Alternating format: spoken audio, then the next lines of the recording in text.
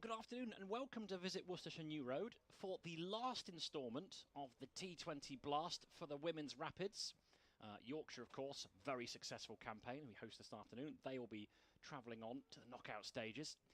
But we're looking for potentially 3 wins on the trot for the Women's Rapids side. Started rather tricky in this competition, been better in recent weeks. My name's Jim Dale, alongside me, Polly Starkey, broadcaster, podcaster, journalist extraordinaire. Good to have you, Polly. How are you? I'm well, thank you. I'm so glad we've got cricket on because the weather on the way here was not good, and I spent the whole day yesterday watching rainfall. I mean, we did get a bit of play in at Lord's, which was quite something, but yeah, I was a bit worried about the weather, but it's brightening up now, and should be a good game. Of course, Yorkshire propelling to finals day, secured that place so early on, but yeah, as you say, Worcestershire 3 wins, looking for that, and yeah, they're looking like a good side. It was a really interesting game when we were here last week against Leicestershire, just so dominant, and there's plenty to be excited about this Worcestershire side. Well, the officials are heading out. Lizzie Conda and Rema Chandaria are the umpires for today. They're getting high fives. It's Netherton Cricket Club out doing the Guard of Honour and doing a fine job of waving those Rapids flags. Now, we will get into the team news. There'll be a few names that you might have expected that aren't here. A couple of big guns for Yorkshire haven't made the trip down. Also, a late change to this Rapids side. We'll start with the home side, and it's Liv Goff has a concussion. It was reported yesterday, so she misses out through concussion protocol. So Sophie Beach, we've seen plenty with the bat, but she actually keeps for her club, keeps for the Warwickshire Academy. So familiar behind the stumps, she will take the gloves for Women's Rapids in Liv's absence. The teams then, it'll be Claire Boycott, Ebony Tweets, Ruby Davis, Bryony Gilgrass, Gwen Davis, Sophie Beach with the gloves, Poppy Davis, Amy Wheeler, Emily Churns, Caitlin Baker-Smith back in the side, her debut last time out, 15-year-old through the Worcestershire pathway, and Samadi Samacaroon.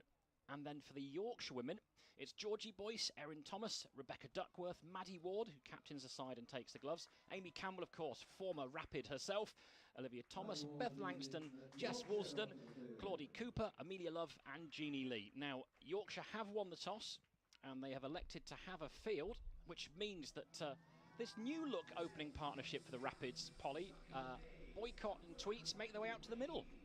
Claire Boycott was fantastic last week with bat and ball, and she's a great person to have opening the batting, obviously captaining the side and helping a young player get settled at the crease. She's a sort of player you'd really want out there with you.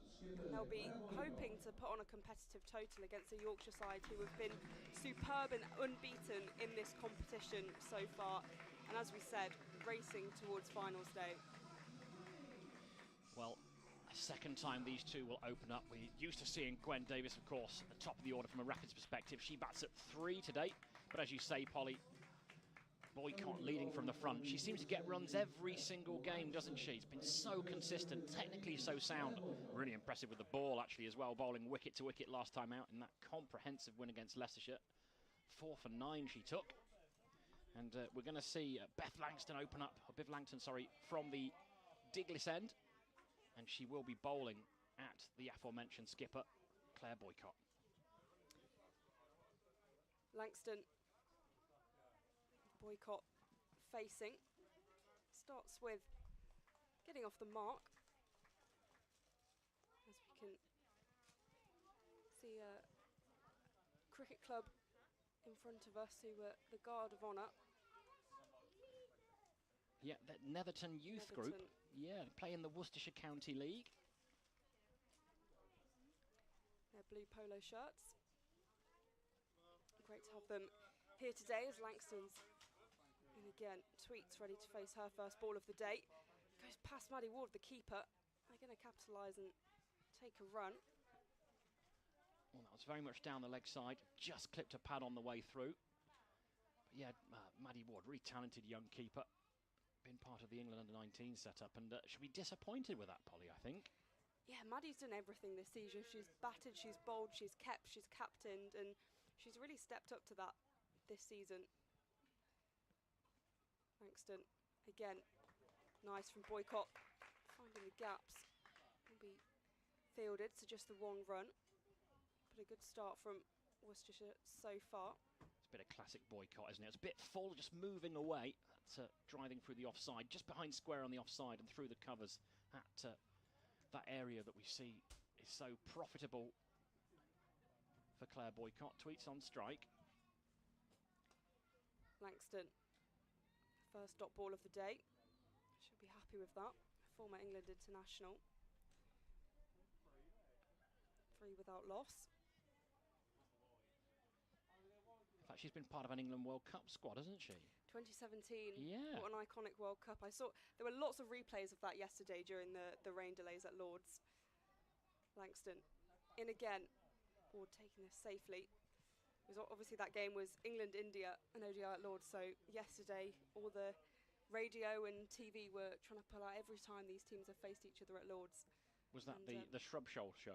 Yes. And Anya Shrubsholl, my goodness, what a performance that was. What a game that was. 6 wickets, the first women's cricket game I ever watched, and it was a spectacular one.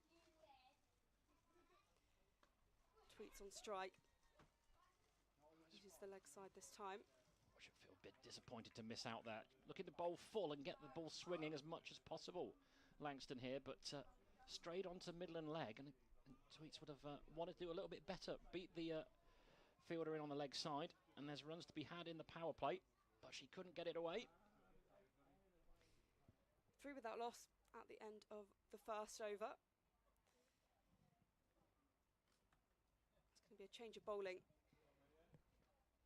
with Jess Woolston bowling for Yorkshire. Someone who was part of the Northern Diamond setup in the regional era.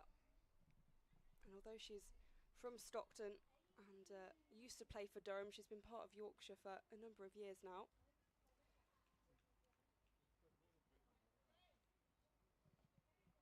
Took 2 for 26 against Derbyshire. In she comes then from the new road end. Boycott on strike. It's short and it's dotted up in the air, and that should be the first wicket, and is. And the Worcestershire skipper has to go. And it's first blood to this Yorkshire side. Jess Wollaston, first ball into it. Shorter delivery, back of a length, just sat in the surface. And I think it didn't quite get to Boycott as quick as she'd hoped. That just dollied up in the air. It's a soft way to go in the end, Polly. A simple catch for Amy Campbell, and frustrating for Worcestershire losing their skipper so early on. Just 2 from 3. The Ruby Davis heading out to the middle. He was in action for Somerset on Friday, playing against Lancashire in that thrilling game where it ended up being a tie. Yeah, so she's one of 2 players in this rapid side this season actually that got the call from a higher level to go and play. Good to have her back in the side. It was fresh off the back of that 50 she scored away at Derbyshire. And she's looked in good form. And she makes her way out to the middle rather earlier than she had hoped. So this formidable Yorkshire side started positively.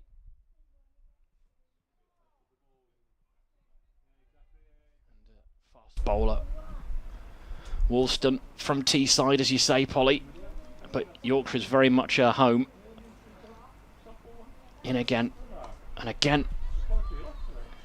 Watchful from Ruby Davis. Didn't quite get forward or back to that one, but watched it safely onto the middle of the bat. Just one of a handful of players actually that seem to have studied in Leeds and never left, and that's fair enough. Yeah, it seems a familiar pattern, particularly in the women's game. A lot of a really good sports setup at Leeds Beckett actually, where a lot of players have ended up, and Amy Campbell was there as well. Wollaston in. Davis waits. Pulls this away into the leg side. It's going to safely drop in front of Erin Thomas, who's patrolling that square leg boundary. So Davis off the mark, but just dealing in singles at the moment. So Yorkshire won't mind that at all. Of course, Yorkshire primed for Tier 1 rugby. And for context, if you're new to the women's game, is that Yorkshire, unlike the Rapids, have an array of professional players at their disposal. Austin in again. And that's going to race away towards the boundary. And a dive is unsuccessful. So it's going to be wides. Frustrating from Yorkshire just because, you know, they're a team that have been so clinical across the competition, and with finals day in mind, they'll want to be perfecting everything. They're going to be playing against the best sides in Tier 2, and nothing is guaranteed. Obviously, there is kind of this aura around Yorkshire and the fact they're fully professionals compared to the rest of Tier 2, but, you know, they can't be complacent at all. Wollaston into Tweets. Tweets looking to play a flashing drive through the offside, but that's gone past her outside edge. Well, of course, they gave Worcestershire a bit of a going over in the corresponding fixture up in Yorkshire, but the Rapids have beaten this Yorkshire side before, and the start of the competition was quite a shock, really, throughout the women's game, and the Rapids went up to Headingley and beat them in the 50-over stuff. And it wasn't a result that really belied the rest of the Rapids campaign, which has been a little bit up and down. Better in recent weeks, though. That's cut away. It's a good shot from Tweets. And Cooper's chasing that down, but she's actually got some help. And it is in the end Cooper that fizzes the ball in. Right at the ankles of Maddie Ward. It was interesting talking to Ebony Tweets after the last game against Leicestershire, and she said that she was very positive between the wickets, very aggressive runner. But her game is to look for spaces, ones and twos, and punish bad balls. So that's her approach.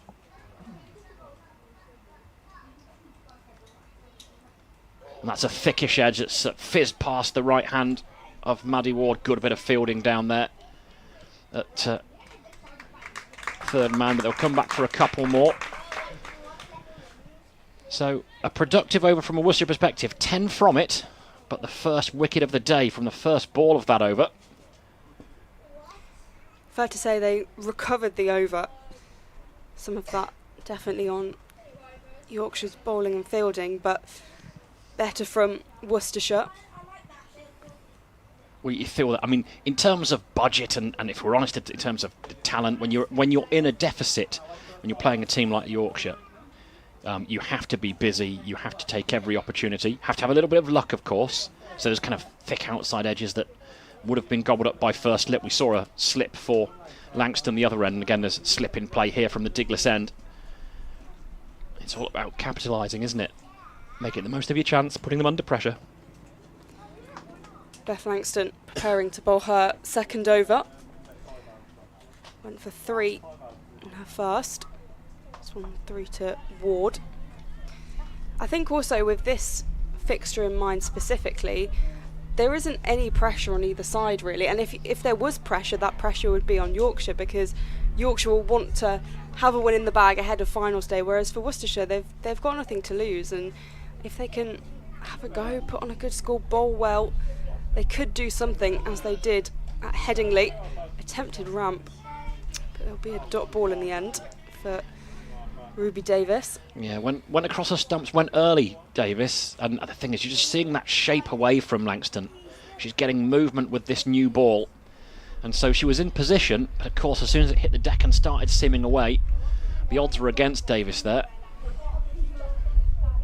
13 for 1. You feel actually, I mean, Langston's bowling well here. She's gone for just 2 runs in 8 deliveries, but I think she could probably be attacking off stump a little bit more. Again, tries to go for the ramp, but through to Ward. I mean, it's brave to try and play the same shot again, and you have to respect it.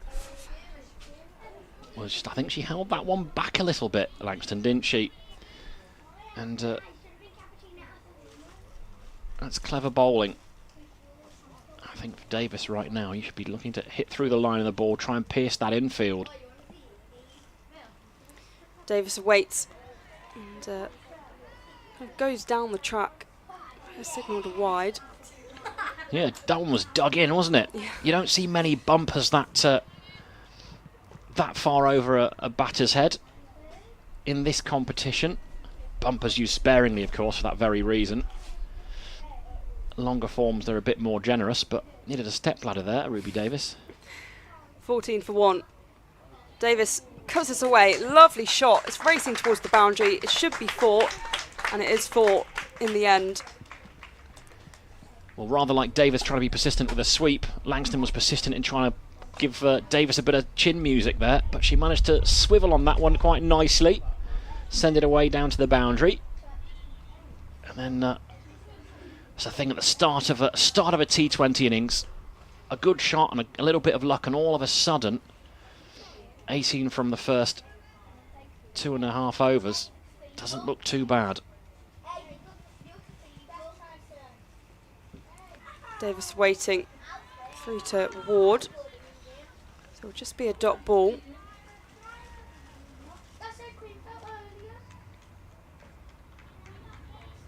Well, she's looking to put the ball onto the 5th stump and then move it away, and she is getting the shape away. So plenty of dot balls. Final ball of the over from Langston. Davis once again attempting the ramp. It's a no ball, yeah. So it's classic. You say final ball of the over, and it's always a wide or a no ball after you say that. They're here to make me look daft, and I can do that on my own. 19 for 1. Well, we saw wides being expensive in the previous over as he raced away to the boundary. It's a free hit for Ruby Davis. She doesn't mind using her feet, so I wouldn't be surprised to see her take a walk here. Langston in, as you say, taking a slight walk. Won't be able to get a run from it. Pops out the fielder's hand, but of course, if it was caught, it wouldn't matter. So 19 for 1 after 3. Davis on 5 from 9. Tweets 4 from 7.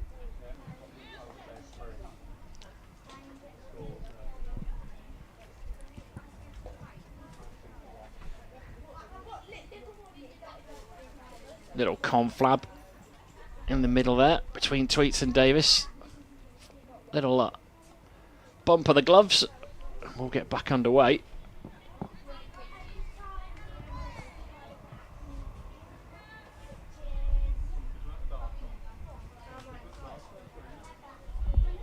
I think there's going to be a change of bowling with Amelia Love, a 16-year-old who, despite the loss in the opening game for Yorkshire, produced a fantastic bit of work with the ball.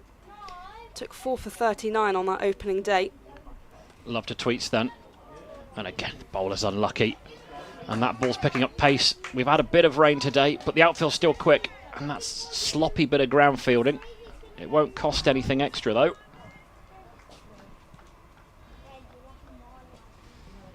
And as you alluded to at the top of the programme, we've had plenty of rain in Worcester over the past day or two. And there was a squalling shower at about 10 to 1. And we thought we might not be here to bring you coverage, but the cricket gods are being kind. Plenty of grey sky above our heads, but a bit of sunshine poking through too.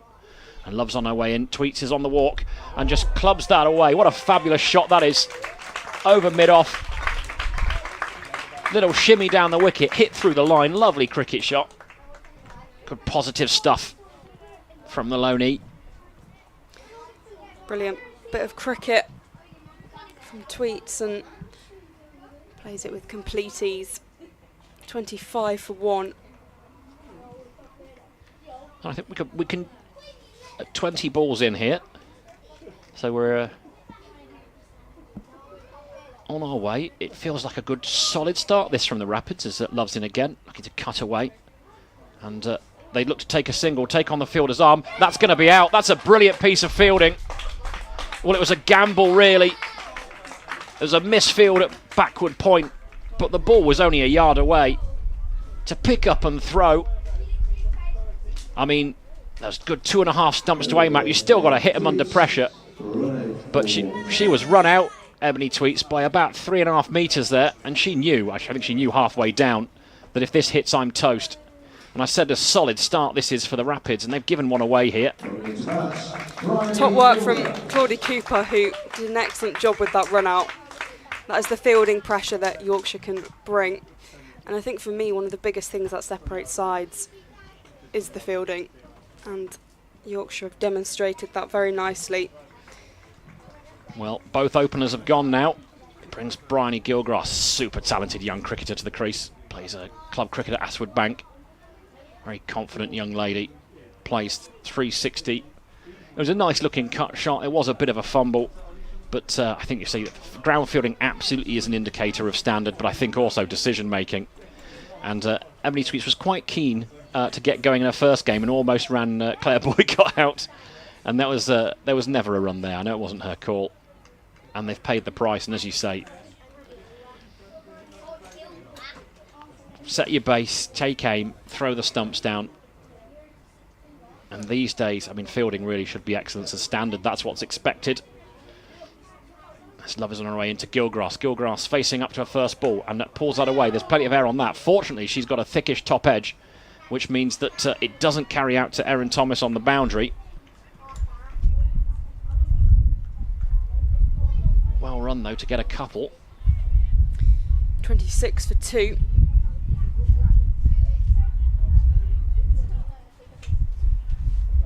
Davis 6 from 10 and Gilgrass yet to face her first ball.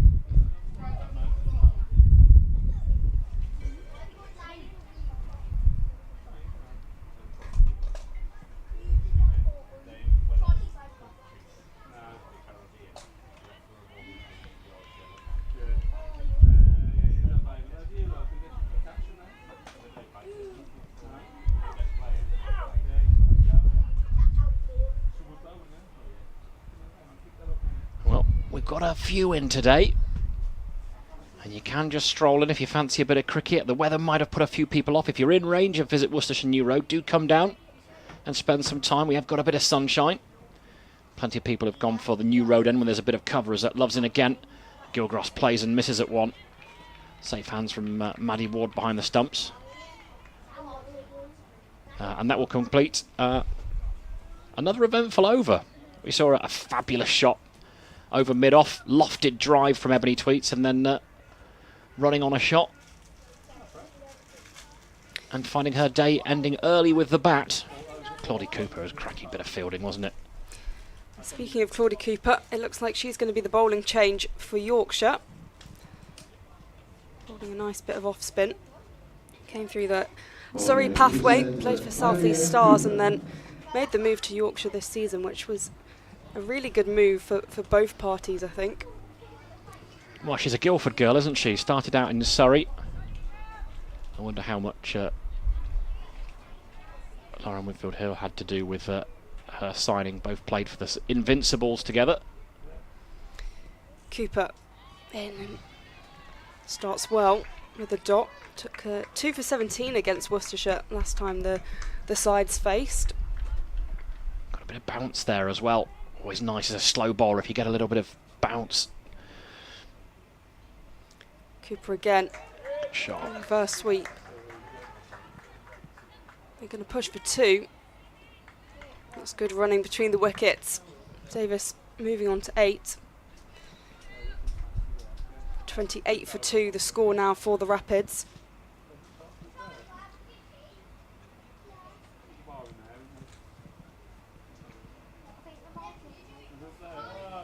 Cooper once again, the same shot with a bit more oomph this time. Well, it was a good shot. It was a lovely reverse sweep, well timed, straight to the fielder though. And they decided, again, it was looking to run on a shot just because it's pretty. And the fielding, the throw wasn't great, was it? No. From Amelia Love. And Davis could have been in trouble. Cooper through her action. Davis down the ground. They're going to push for 2 once again. It's going to be safe, but Davis with a bit of footwork down the track.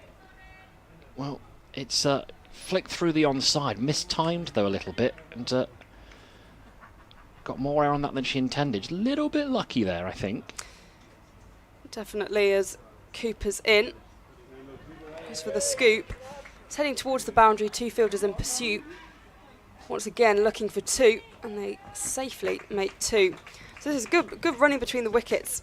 Shot selection not perhaps always the best, but this time it paid off. 32 for 2. Well, they're looking to be positive, aren't they? But I don't think Cooper will mind this too much. He's bowling nicely here. Lovely, lovely shot by Davis. It's going to go all the way for 4, just straight in the air. Couple of bounces and goes for 4. Well, she's played beautifully through the line of the ball there, and she's been good actually coming down the wicket. Lovely lofted drive. Didn't try and hit it too hard either, did she? And trusted the timing to send it to the boundary. Lovely shot, that. And that's vintage Davis. I like that approach a lot more than the scoops and the ramps, if I'm honest. Maybe I'm just showing my age, Polly. I'm middle-aged. I couldn't play a scoop to save my life, you know. I tried it once in the nets. It didn't go well. 36 for 2 after 5. Davis 16 from 16. Gilgrass 0 from 2. Loving again. And just dropped into the offside. They decide against running to backward point this time, which is not a bad idea.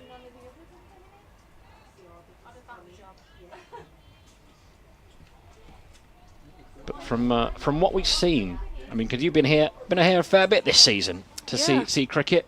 Trying to figure out what a good power play is quite tricky. We've had so many one-sided games here, haven't we?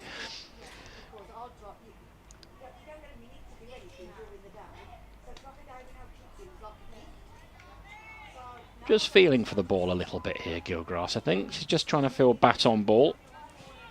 She's been out there for a while, but only faced 4 deliveries. She always looks to be positive. I don't think I've seen what I would call a kind of quote-unquote normal game of cricket this season at New Road. It's always been very one-sided, with plenty of wickets and 4-wicket hauls, 3-wicket hauls. And that's looked to play through offside. There's more than a hint of edge to that though, but it means Gilgrass is off the mark, and looking quite happy to be watchful, actually. You've got Davis going well at the other end. He's been down in Somerset with former Rapid Ellie Anderson, who's down there. Talented fast bowler. In comes Love from the New Road again, then into Ruby Davis, who looks to pull this away, but she's done a little bit for pace there. That's a good bit of keeping as well, standing up to the stumps when you've got a batter rocking back onto the back foot and looking to play an expansive pull shot. Keep your eye on the ball. Got to go some. And if you've just joined us, we're glad to have you, of course. If you're in range, get yourself down here for a day's cricket. But as we see Maddie Ward doing a good job for the Yorkshire side. Liv Goff won't be playing today. She's got a concussion, so Sophie Beach will take the gloves. More on that later on as Love comes in again. Davis just a little shimmy down the wicket. And it just checks her drive. So there's no run to mid-on.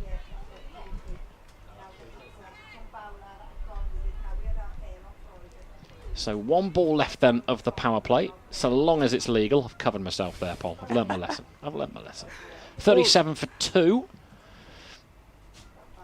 All the caveats possible. Yeah, I don't want any trouble. I'm here for an easy life. You know how it is. In comes Love then. Pulled away, good shot. Erin Thomas is in the game here. Oh, nearly got done by the spin and a slightly wet outfield, but did a good job of keeping hold of the ball. Just about kept her feet and kept it to a single. That means the power play is over. 38 for 2 the score. You feel really, actually, that the Rapids may have gifted one to Yorkshire here. Otherwise, it felt like it'd be a pretty neat and tidy start to proceedings. How would you assess that power play, Paul? It's a difficult one because I think that the 2 early wickets were really good from Yorkshire. I have been a little bit surprised by some of Yorkshire's bowling, a little bit loose, not as clinical as I've expected. But I think the Rapids have done well with their batting. Yes, they've had a bit of luck, but some of the shots we've seen from Ruby Davis have been excellent. And she'll be kind of relied on in this situation to stay in for the Rapids. It's going to be a change of bowling for Yorkshire with Jeannie Lee coming into the attack for the first time today. Polly, you're a connoisseur of the women's game. I haven't come across Jeannie Lee before. So can you tell me anything about her? So she's actually been in the EPP, the Emerging Player Programme for Yorkshire this season, but has managed to get herself a debut for the senior side. Once again, driven down the ground with a fielder on the inside of the boundary. He'll just get one.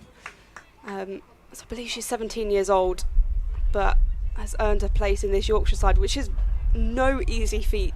This Yorkshire side is stacked. You can see Rhea Fackrell was walking around the ground earlier, the former Central Sparks bowler, and also Rachel Slater, the Scotland international. So it's not an easy team to work your way into. Again to Gilgrass, works into the leg side, but won't get away for a run. A little bit of shape in there, and I was going to say she's 17. I'll be honest, she looks younger. She's small, isn't she? As someone who isn't the tallest myself, yes, I can appreciate it's difficult to be a seam bowler when you're not the tallest, but she's proving well at the moment. Well, she's got herself a wicket.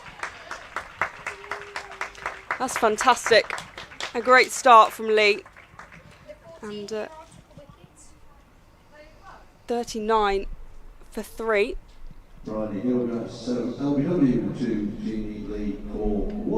Well, she's bowling wicket to wicket here, and that's what tends to work here. What we saw with Langston particularly is just pitching it wide of off stump and moving it away. But Jeannie Love here, diminutive in size, but big impact immediately. Just bowling medium pace, looking to move the ball in, and Gilgrass adjacent. So a short stay for her, and success straight out of the power play. It brings Gwen Davis, talented and experienced Welsh cricketer, usually seen at the top of the order for the Rapids, but batting at 5 today. And talented, experienced cricketer, 360 player as well. She loves a reverse. But we're seeing a young lady here who's making a name for herself. Yeah, just made her debut in the T20 stuff midweek. We saw Worcestershire's Caitlin Baker-Smith take to senior cricket with such ease, and it looks like it's the same for Yorkshire's Junie Lee.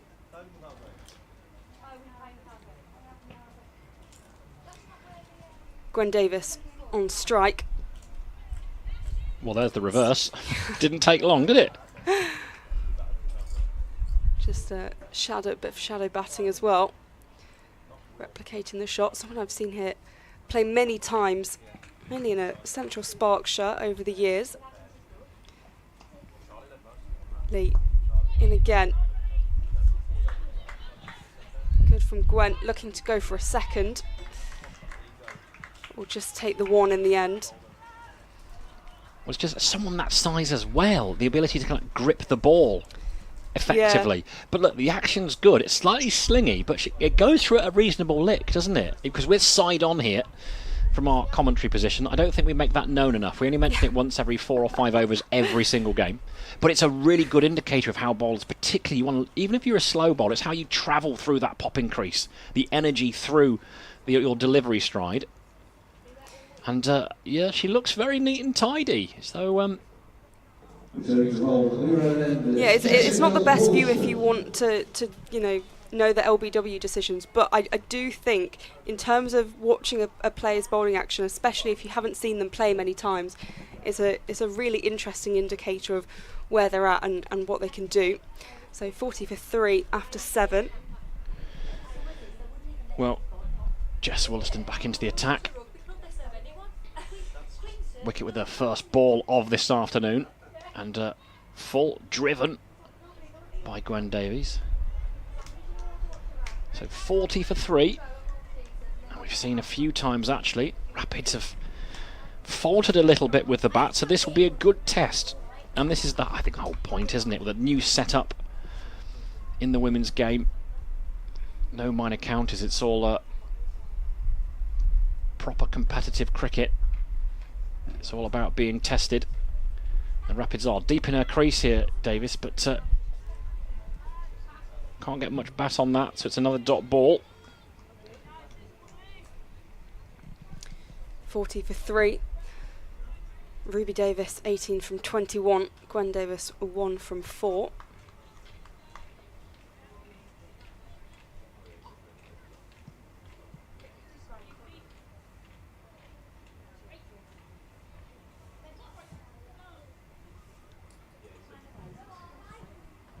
In comes Woolston again, looking to cut that away. It's a bit too tight to cut, and she's just left her crease there. Ward's whipped the bails off. It's quite interesting what was going on there. I'm not quite sure what Gwen Davis was trying to do, because it almost looked like she was trying to go for a run, then came back, then walked out her crease again. Well, we'd like to see a replay of it. I don't think we're going to get one. But attentive from Ward behind the stumps. In comes Wollaston, and it chipped into the leg side. There's plenty of room, as long as you beat the infielder, which he has. A sprawling dive. But the upshot is she's found the rope. Good shot. Pretty risk-free.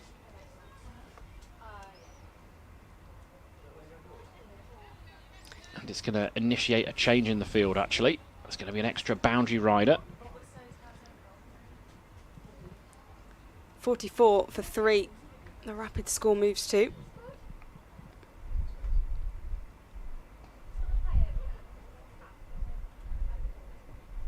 Deep in the crease and squirted away towards the leg side. But again, give herself a bit of room to free her hands. It's good positive stuff. I think that's important, actually. Ed Wilson, the coach, has been talking about being positive, playing shots, about mentality and mindset.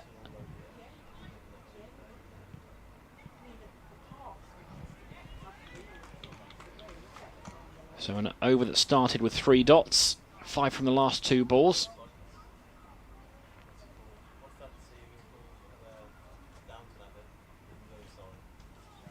And not taken by Ward. And it's given us wides.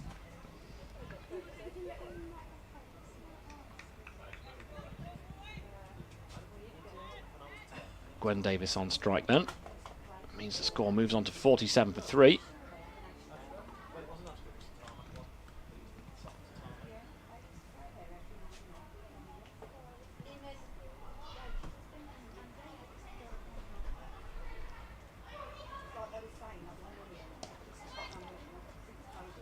Played into the extra cover regions.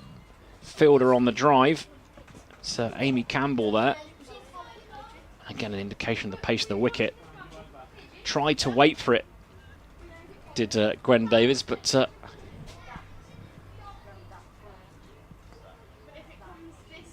it's going that straight, it's an indication that wasn't too much pace on that delivery, and the ball just sat up a little bit.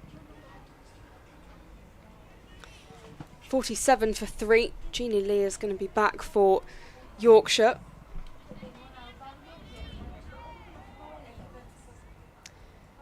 Took the wicket of Gilgrass.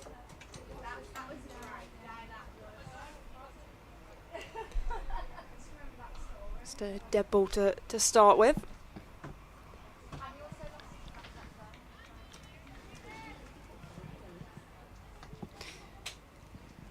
Lee starting her second over. Davis on strike. Lofted in the air. Will go over the head of the fielders. It's heading towards the boundary. Will be fielded by Amelia Love. Kind of slightly plugged into the ground, preventing the boundary. Well, I think that's a much better approach. Use your feet, look to get to the pitch of the ball. She's not bowling quick. I don't think you want to get stuck on the crease here. I know the keeper's up. Good looking shot, that. Lee in again and tries to sweep it. 49 for 3. Davis moving to 20 from 23.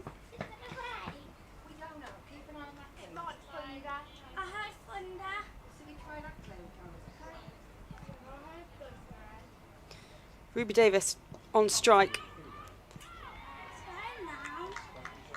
Won't be able to get away. We've seen a variety of shots from her today. Coming down the track has proved the most fruitful for her. 49 for 3. Lee looking for a second wicket. The scoop once again from Davis, well stopped just inside the ring.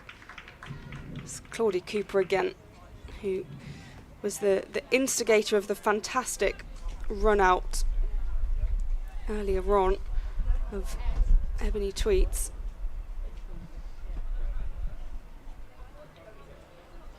The 50 up for the Rapids after 8.4 overs.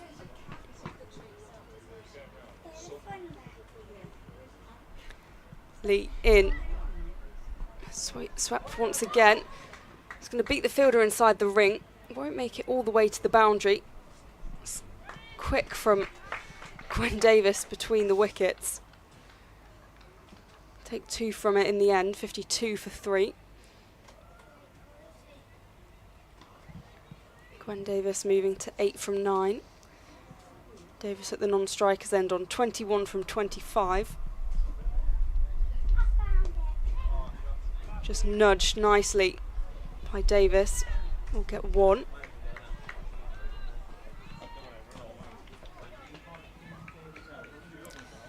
So 9 overs gone. 53 for 3. Approaching the halfway stage.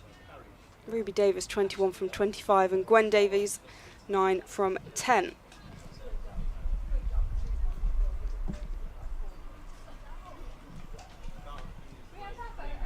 I think pretty sensible cricket from the Rapids here.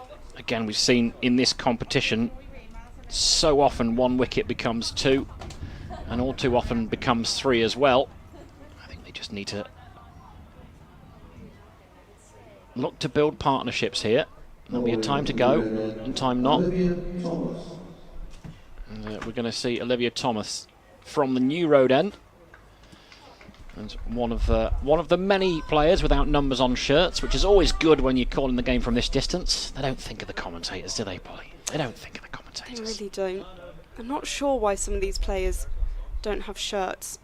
Sometimes it's based on age, sometimes it's based on contract status. And in the case of Liv Thomas, it definitely won't be being an underage player or anything like that. In she comes and starts with a full toss. And that has been, that's a great grab. It's a full toss. And Gwen Davis is absolutely inconsolate. And why wouldn't she be? She's timed the living daylights out of that, but she's played essentially a sweep shot straight back to the bowler. It's a loopy, wide leg break. And she's managed to reach and fetch it straight into the hands of the bowler. And that is an absolutely crushing blow for Gwen Davis. And it's a horrible delivery. Let's face it, wrist spin is difficult at the best of times, but there was that came out all wrong, and you'd have thought Davis's eyes would have lit up, thinking about smashing that to the boundary. It's a good grab. It went at it quickly, but sometimes it's not about bowling a decent delivery to take a wicket. Yeah, the shot wasn't executed in the end, and former England player Alex Hartley always reels out the stat of 33% of full tosses get wickets, and I mean that's helping that stat because yes, couldn't punish the bad ball and instead fell to it. 53 for 4. The Rapids find themselves. Well, that was me talking about batting in partnerships, Polly. But I mean, you see a delivery like that just looping up. You've got to whack it. It's just it's actually the width of it that made it tricky. She's such a leg side dominant player. It's a much better delivery, and that's worked into the leg side by Beach. But that is a heartbreaker for a batter to get out like that. Great for a bowler.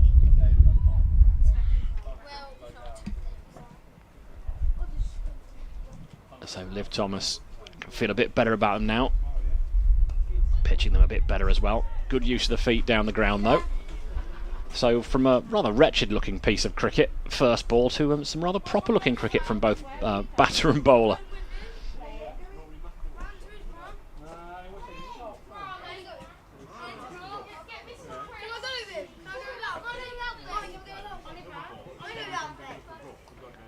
That's going to be a catch as well, and is reaching for the ball. It was a full delivery, but not getting to the pitch of it. No real footwork there from Sophie Beach. So actually it is a familiar tale here, Polly. They looked in a pretty solid position here as they passed 50, but 3 becomes 4 becomes 5. And the tale of the Rapid season, well, we've seen this before, unfortunately. Yeah, it feels familiar. 55 for 5 perhaps doesn't tell the whole story of the way that the Rapids have batted so far. The wickets have been spread out, other than this over 2 wickets so far. Liv Thomas. Not a great first ball, but took a wicket, and then just a simple catch in the end for Becky Duckworth.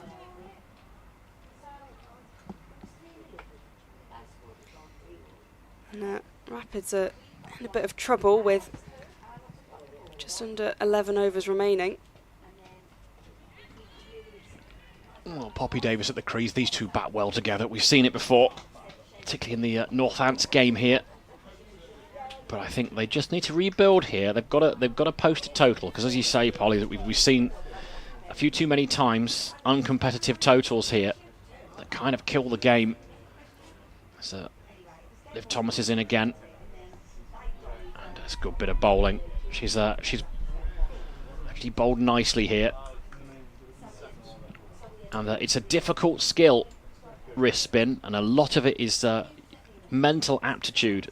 You're going to live in a world where sometimes they will just come out wrong, and as it out the back of the hand means that when it does go wrong, it can look a little bit ugly. But having the mentality to know and not worry about it, and she then delivered 5 really good areas.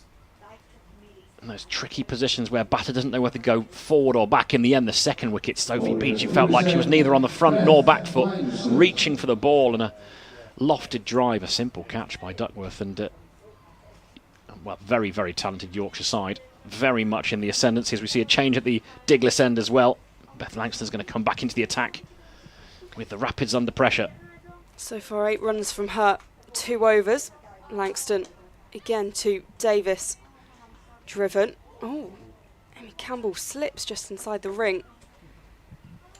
She'll get back up on her feet, but I mean that's an indication of, firstly it's quite slippy outside. I think she might have slipped on one of the dots which marks the ring.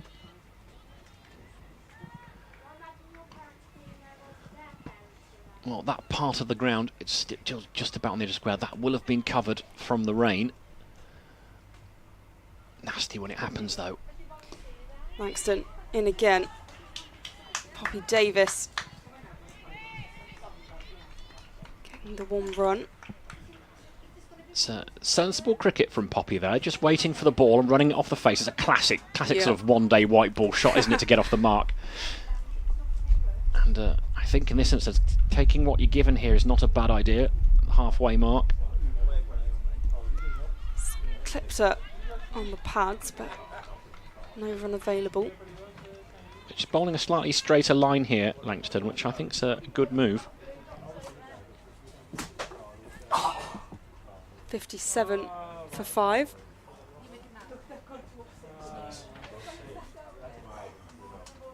Langston to Davis. Goes for the scoop, just kind of holds the bat there. It won't find the boundary, but she'll get the 1 run.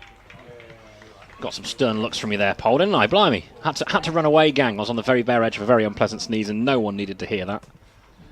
I thought you'd just like fallen over and ended up in the next. I'm not that old.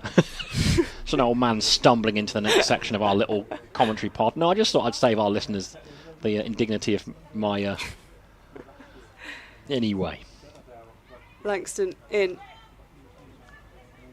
Leg side this time, just a slight edge on the bat. 59 for 5. Well, in this situation, it's interesting, isn't it? When you know you've got a side on the ropes who've had quite a difficult campaign and struggled a bit with the bat, a young side.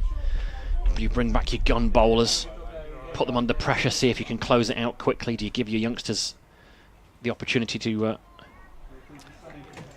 make an impression? Well, we've got Langston on one end. 11 overs gone, 59 for 5, and Worcestershire will have to keep this pair in realistically if they want to see out the remaining 9 overs.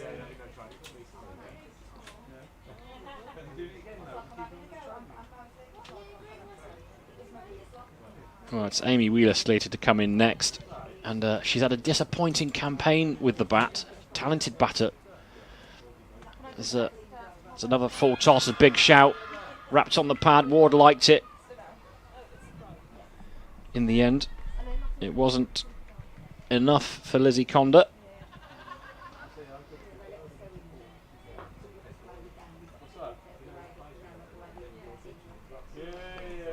That's pitched well outside leg stump, so that will turn away any hope. Lots of drift there, looking for the switch. Good glove work. Really fast behind the stumps. Maddie Ward, who made the move to the Diamonds last season and then signed with Yorkshire.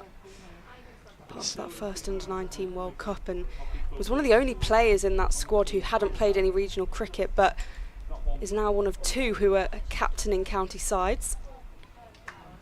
Good positive shot from Davis. And she's given it a rip here, Liv Thomas. You can see the drift in, and that's normally indicative that there's a good revolutions on the ball, getting that to drift in towards leg, pitch and turn away. There's not a lot of spin out there, though. We've seen that a lot New Road, men's and women's game. Again, it's a full bunger, but can't capitalise, Poppy Davis. But this, it's interesting, as Worcestershire is always synonymous with seaming wickets, but in recent years, there's been a bit of grip there. There's been a little bit of something for the spinners in white ball cricket, but not so much this year.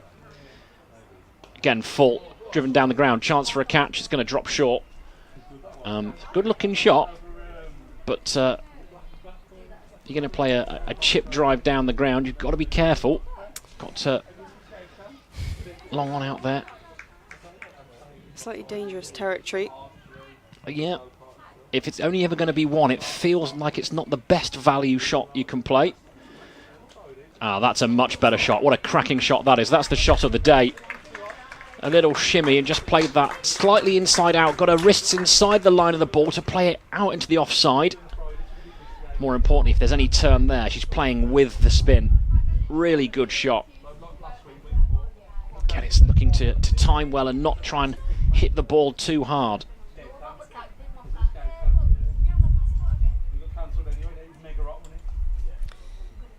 66 for 5 after 12.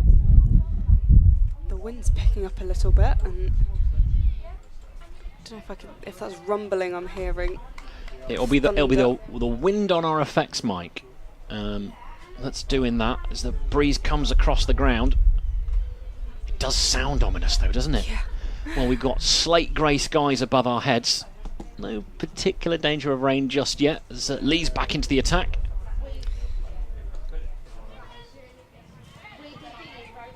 Get a run from the first ball of this over with Poppy Davis, 4 from 7. Lee into her third over.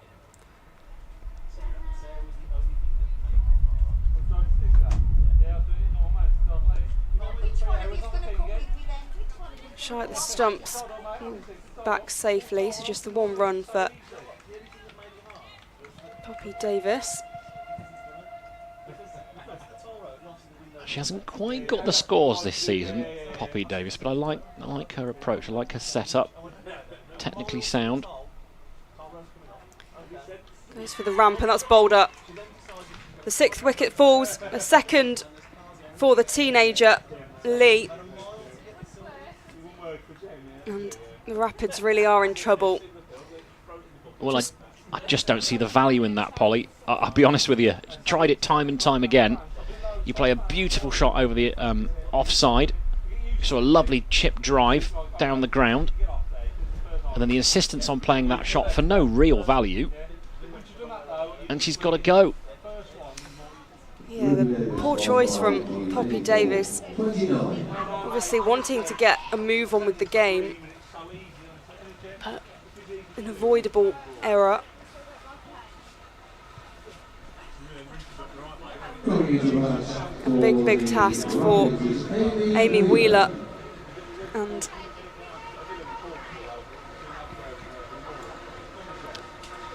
well, it's two batters. Well, Poppy Davis has said a little bit. She's played 9 balls, looked pretty comfortable, but it felt like there was a score there for the taking for Gwen Davis, and she's from Ruby Davis, sorry, and she's just given it away. Yeah, too many Davis and Davies. I think there are 3 in this side. They sure are. Rapids team. So Wheeler first ball. Doesn't get off the mark. So confirmation that it is Poppy Davis still at the crease. It was Ruby Davis who was dismissed. Apologies about the confusion. These things happen. Amy Wheeler, the new batter for Worcestershire on loan from the Blaze. Lee in again. Should just get the 1 run from this. Play down to mid-off. It's I think it's just sometimes you have players that just they decide they like a shot and they're going to stick with it. And the amount of times it's been attempted without a huge success tells you there isn't the value. And that's this is why I was sort of saying a little bit earlier. If you bowl wicket to wicket on this ground, LBW's in play. If you start moving laterally in the crease to try and make things happen that you don't need to, you're going to get into trouble. And she moved her feet so beautifully to the pitch. The ball played shots to the spinners and to the seamers as well. It's frustrating.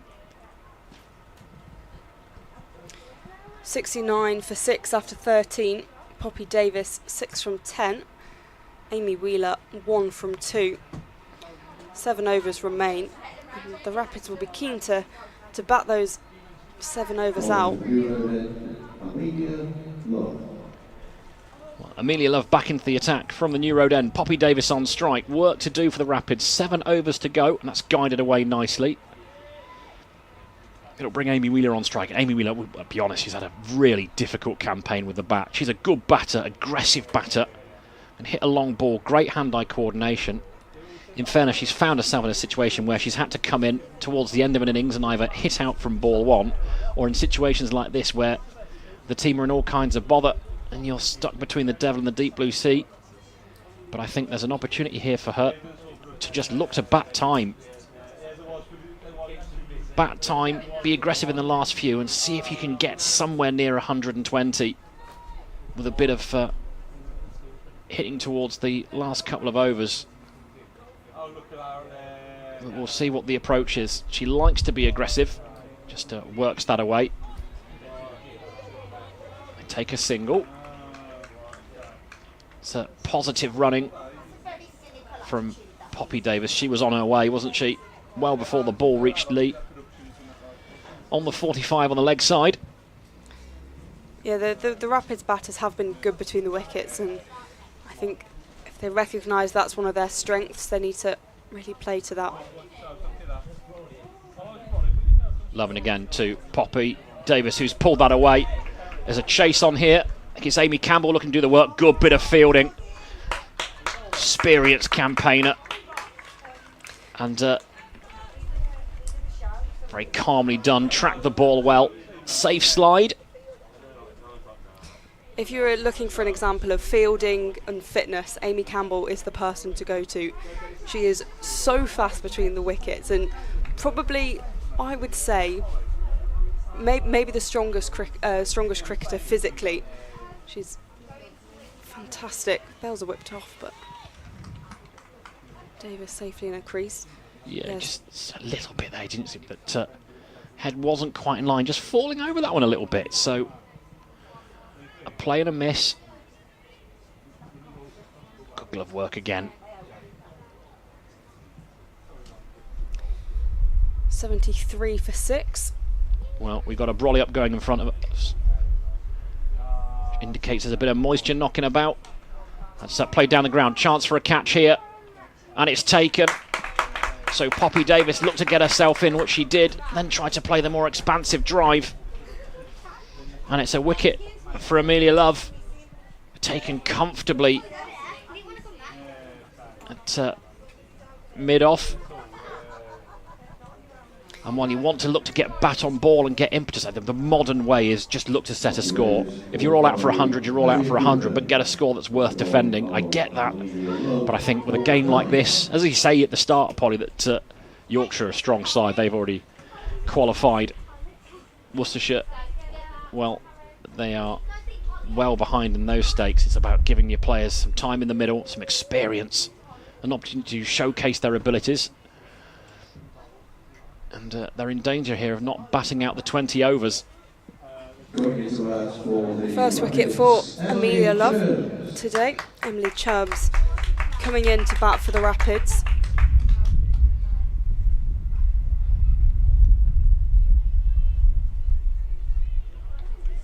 Well, a few more people in. Plenty of youngsters knocking about as well. Most people being pragmatic and going for seats somewhere near cover.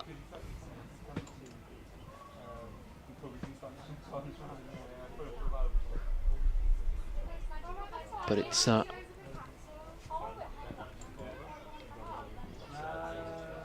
Love in to Germs and down the leg side, just looking to tickle that away. And it's a late call from Lizzie Conda, but she's agreed with me. That's good. It felt like a leg side wide. It was a leg side wide. But I did resist the temptation to say last ball of the 14th over. There you go. Ooh, I think that was thunder.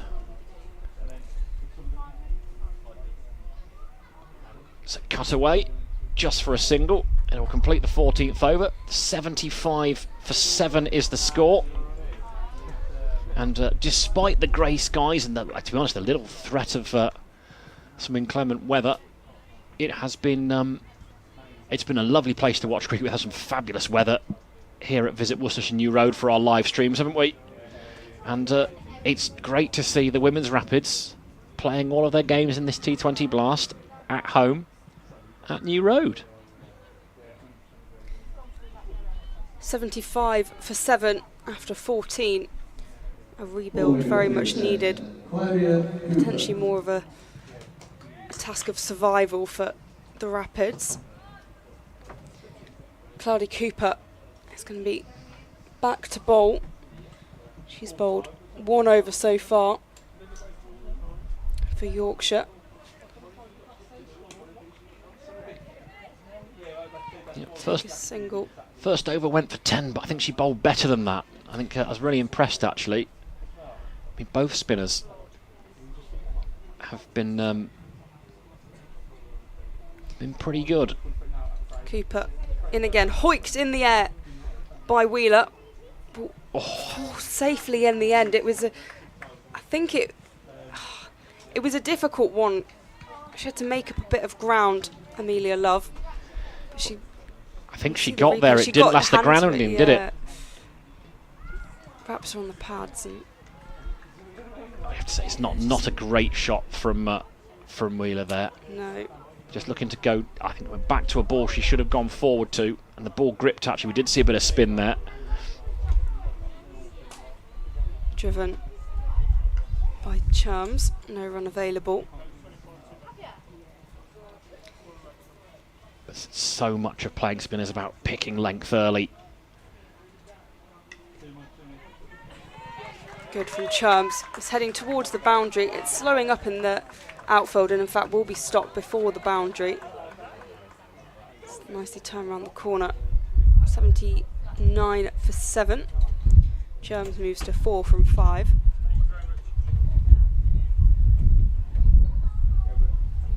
She was another one that was oval invincibles, wasn't she, with 100? Cooper. And again, Bell's whipped off, but only Chums safely in a crease. Yeah, part of Oval Invincibles in 2023. Didn't play the game,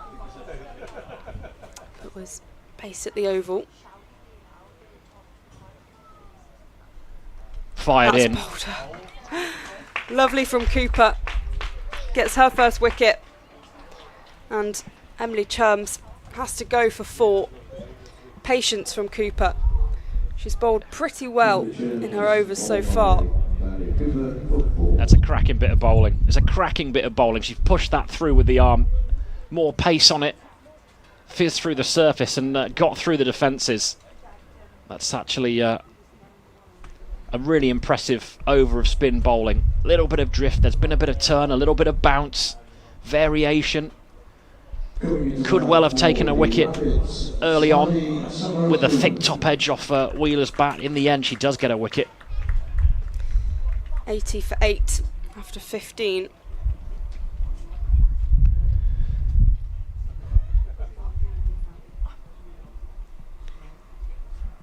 Sam Raccoon is coming out to the wicket. The last ball of the over, so it will be Wheeler on strike. Really impressed with that Cooper over.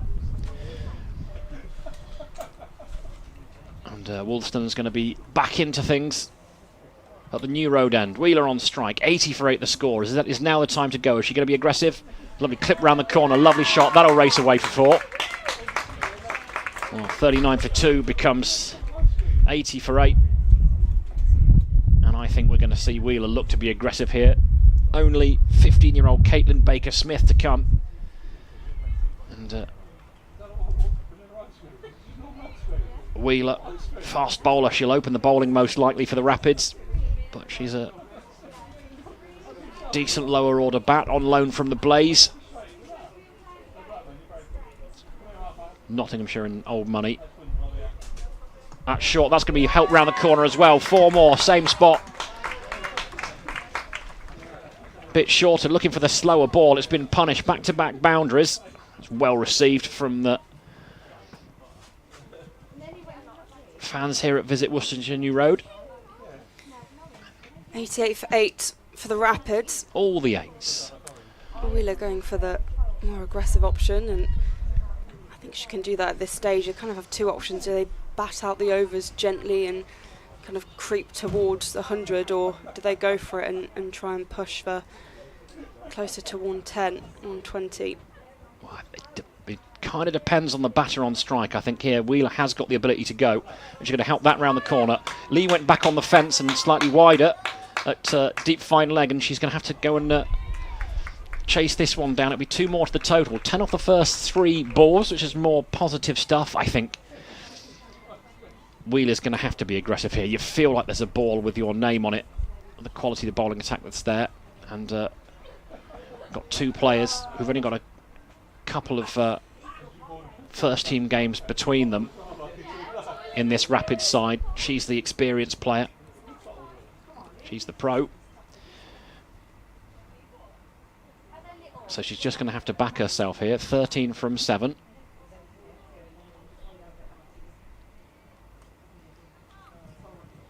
And Wollaston here is just directing a bit of traffic, trying to figure out what a field needs to be.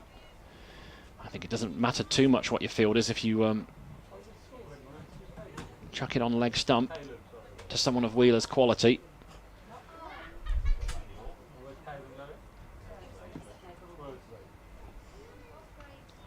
It's better line. Again, good glove work.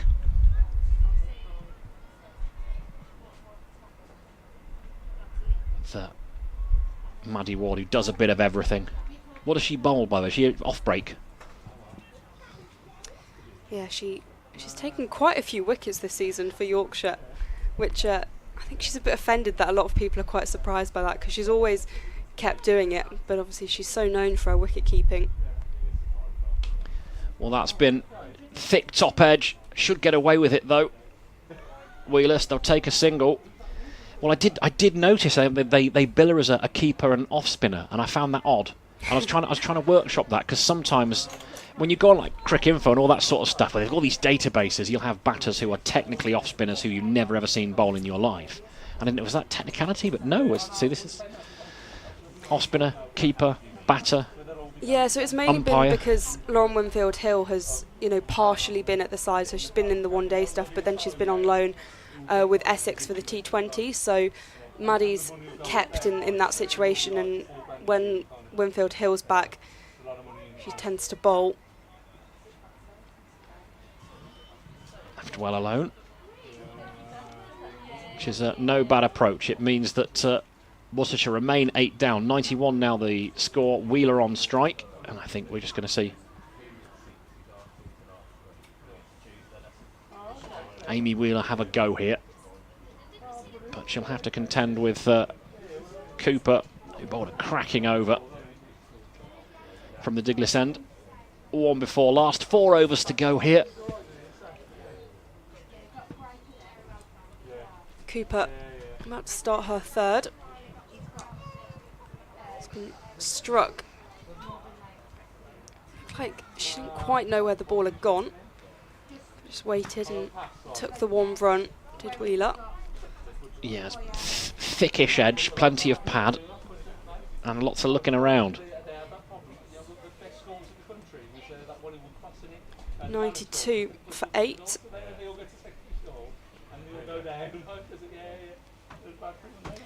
So we've got a bit of rain falling.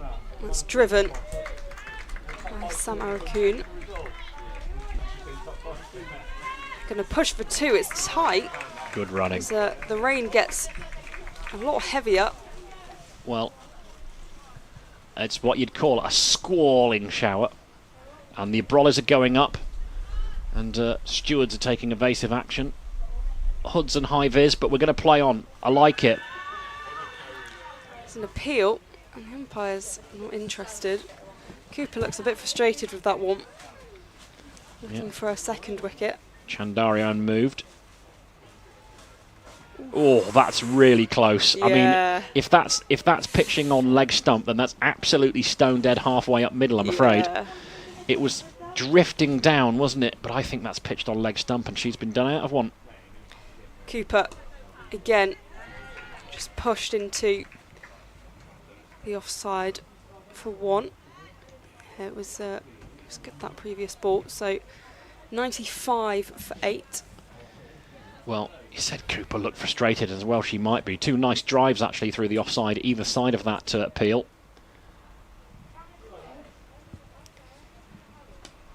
Cooper again. This time a dot ball.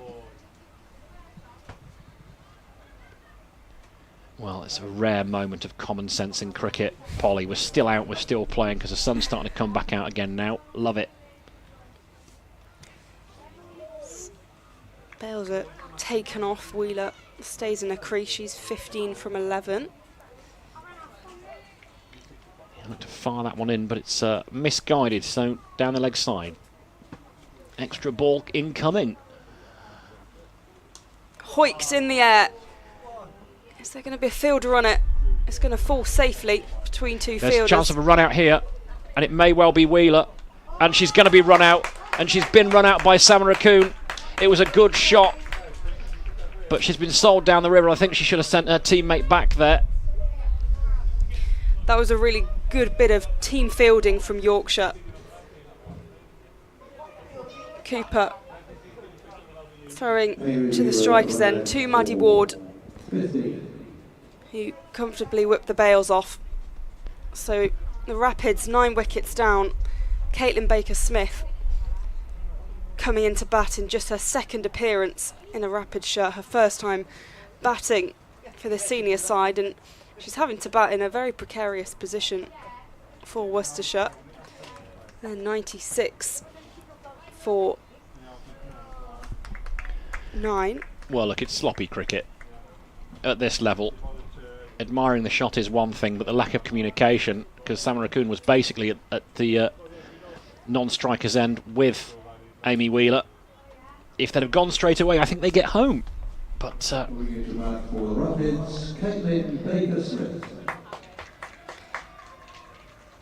97 for 9. Leg spinner back on, and little swivel sweep there.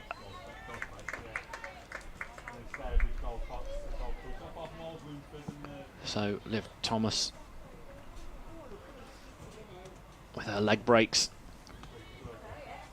It's a tough old ask when you've just had plenty of showers and a slightly damp ball. Bowled nicely though.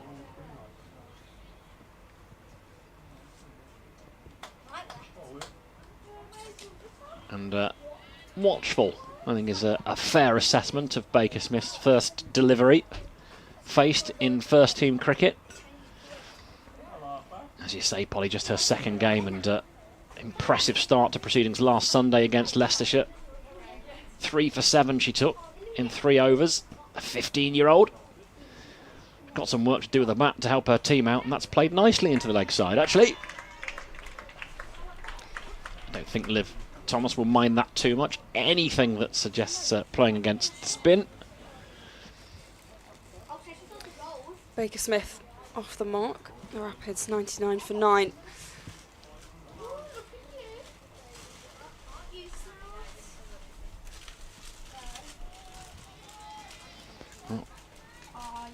Bit too close to cut that, I think.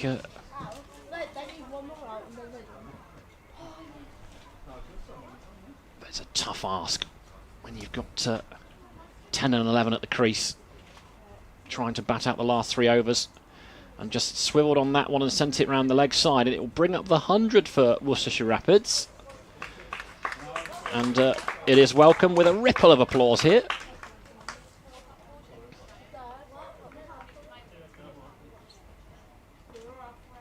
Brings Baker Smith on the strike.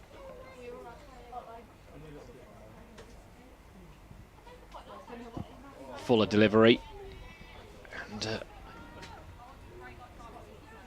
again, a decent over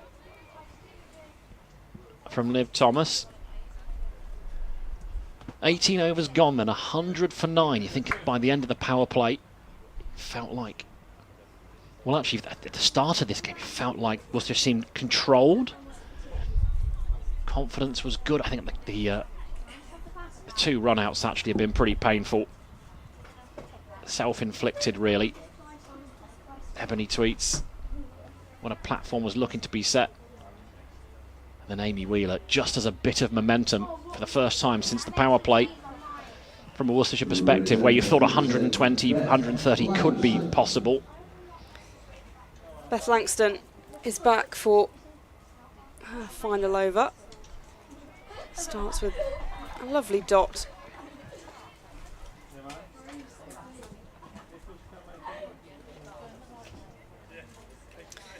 Yorkshire looking to bowl out this Rapid side. Langston hasn't picked up a wicket, but has just gone for 12 runs so far. Help round the corner, but we'll just be getting the 1.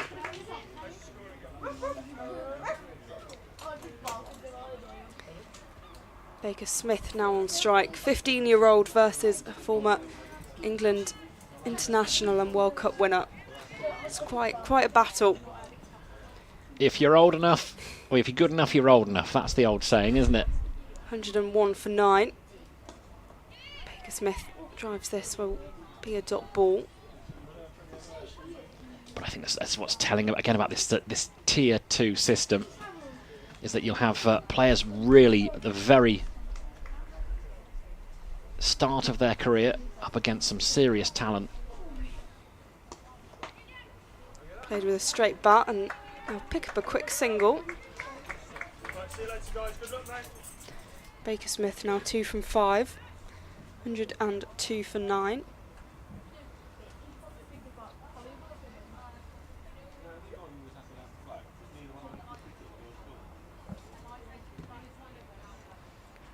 Langston just nudged into the leg side by Samarakun.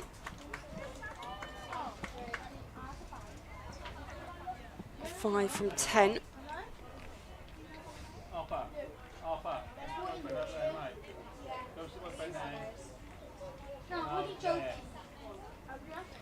Not long for this side to bat out anymore. Baker Smith waits, and this will help Langston's figure. She finishes her final over. The total 103 for 9 from 19.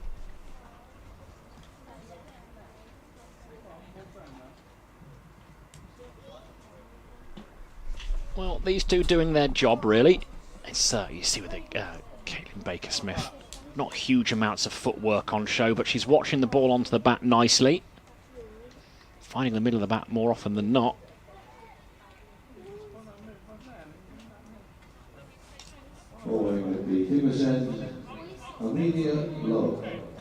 So the last over, 103 for 9. And Amelia Love is on her way in to conclude things with the ball. That's played into the offside, a very capable looking shot. Think about two, they're going to take on the fielder's arm. It's a bad choice, I think. And it's right, they've gotten away with one, as Ward can't take cleanly. I think two was pushing their luck, but they survive. And the score moves on to 105.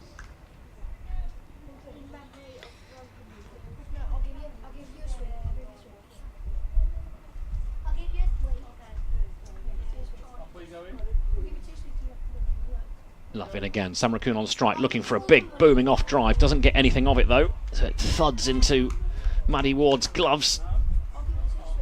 We see the women's rappers now going through the relevant warm-ups already, preparing for life in the field. And we've got the benefit of the sun.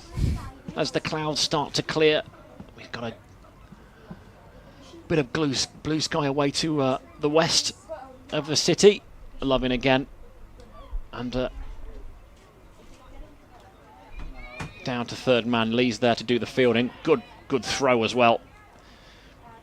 Fizzed it in, so it'll just be a single.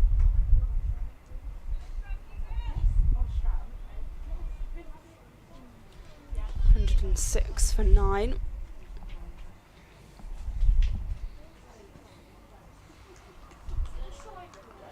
Three balls to go. Baker-Smith on strike.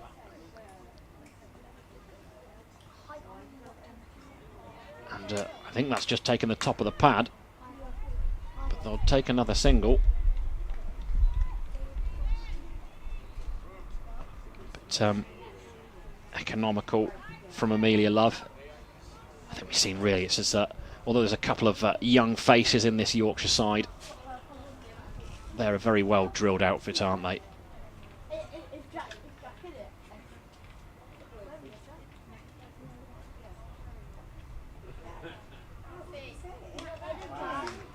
She got enough of that, Sam Raccoon, she sure has. Get pulled up just inside the rope. They'll take two. To just the fourth player in this rapid side to hit double figures. 10 she now has from 14 with one ball left to go. 109 the score. And actually these two have done a pretty reasonable job here of batting out the last 3 overs and finding an extra 15 runs or so.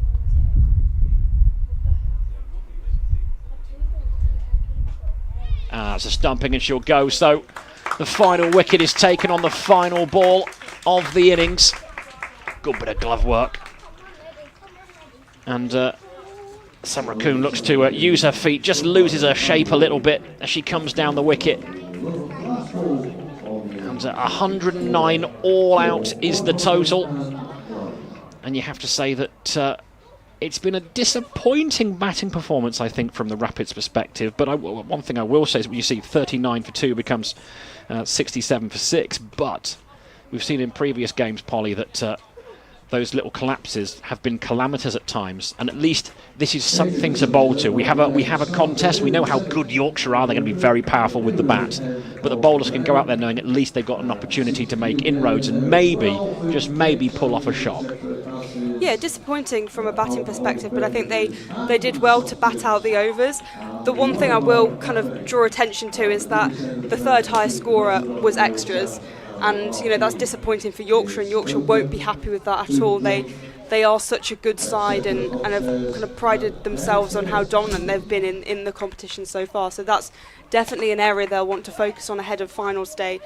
But in terms of Yorkshire's bowling. Plenty to be positive about Amelia Love, Jeannie Lee and Liv Thomas taking 2 wickets apiece, and Cloudy Cooper and Jess Woolston getting 1 each. So good bowling from Yorkshire when they were accurate, but a very big job for the Rapids bowlers. Well, Claire Boycott was first to go, bowled Wollaston. Good catch from Amy Campbell. Ball just stopped in the pitch and it flicked off the outside edge and just ballooned.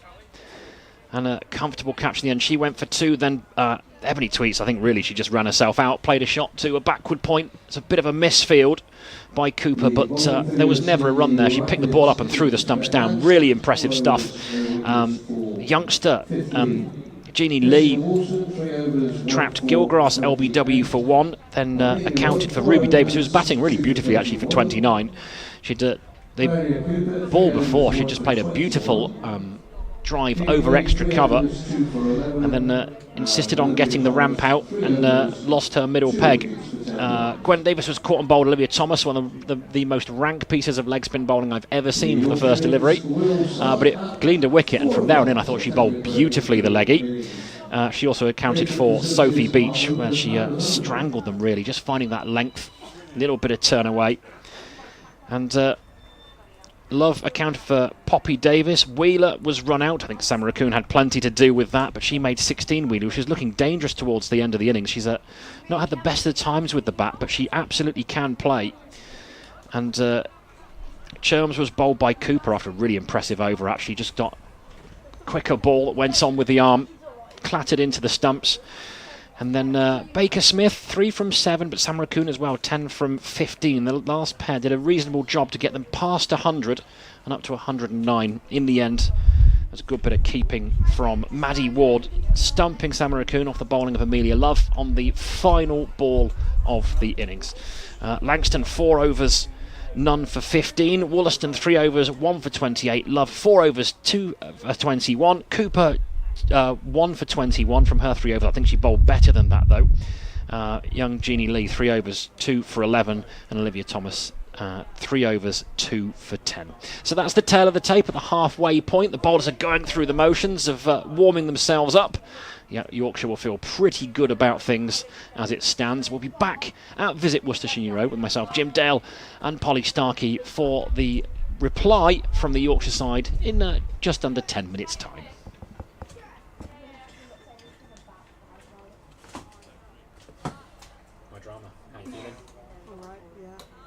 Good as that. It's absolutely amazing.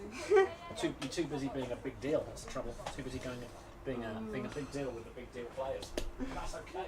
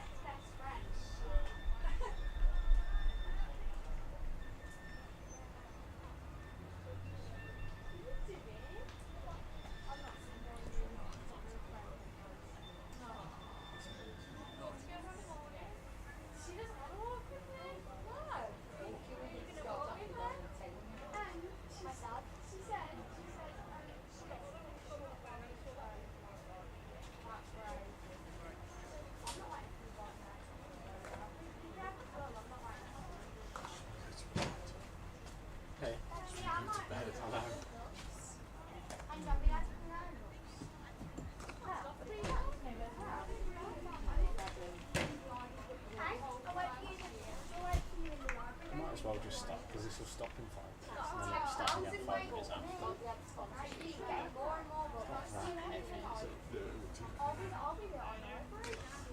And you have to stop filming for a bit.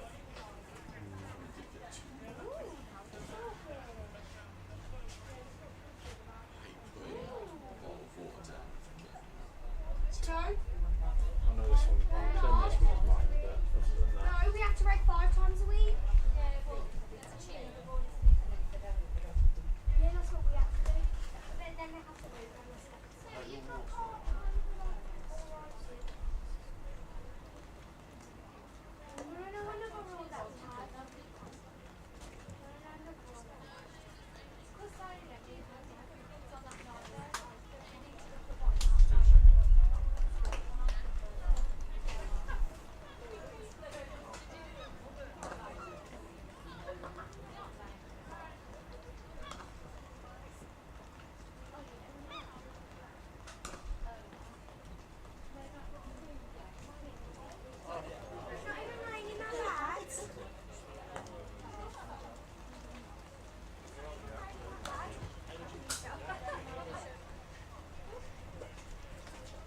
Alright, Millicent.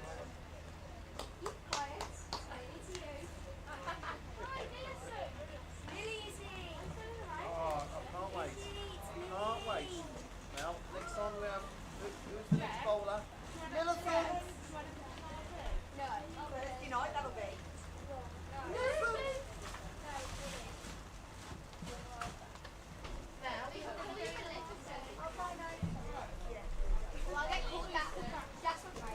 Oh dear. Is it alright? Yes. Ah.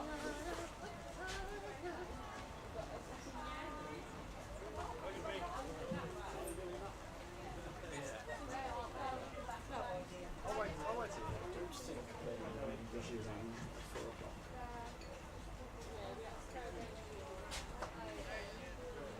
Ready before everybody got here. I was reading in the car as well. You've got it in that bag? No, I took it back.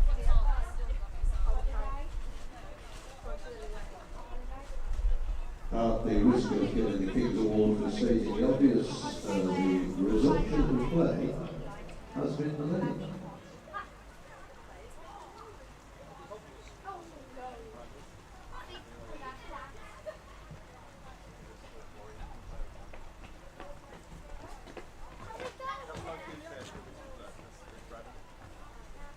How do they just sit in the back of the field? Is it coming back? Yeah, that's it.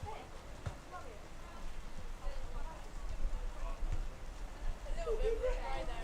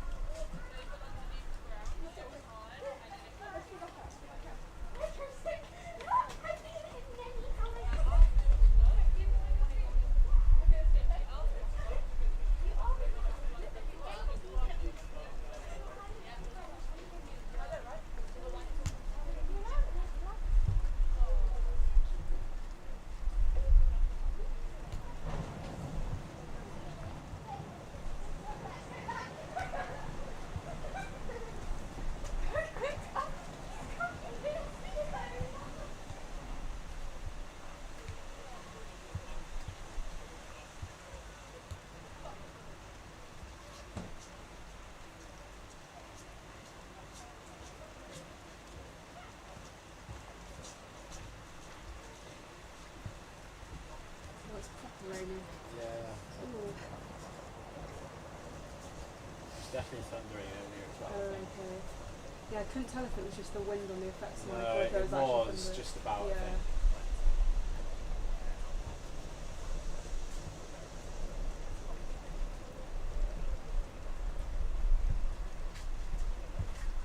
I was driving in. There was already bits of road like underwater. So.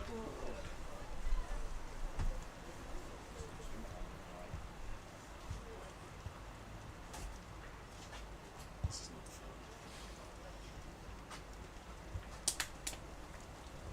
It's been really good this summer though. Yeah, it's Before, okay. before now, we've not had a game rained off.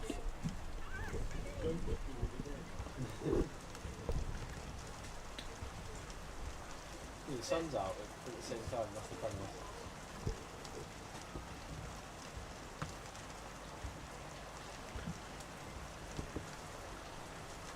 Nice rain though.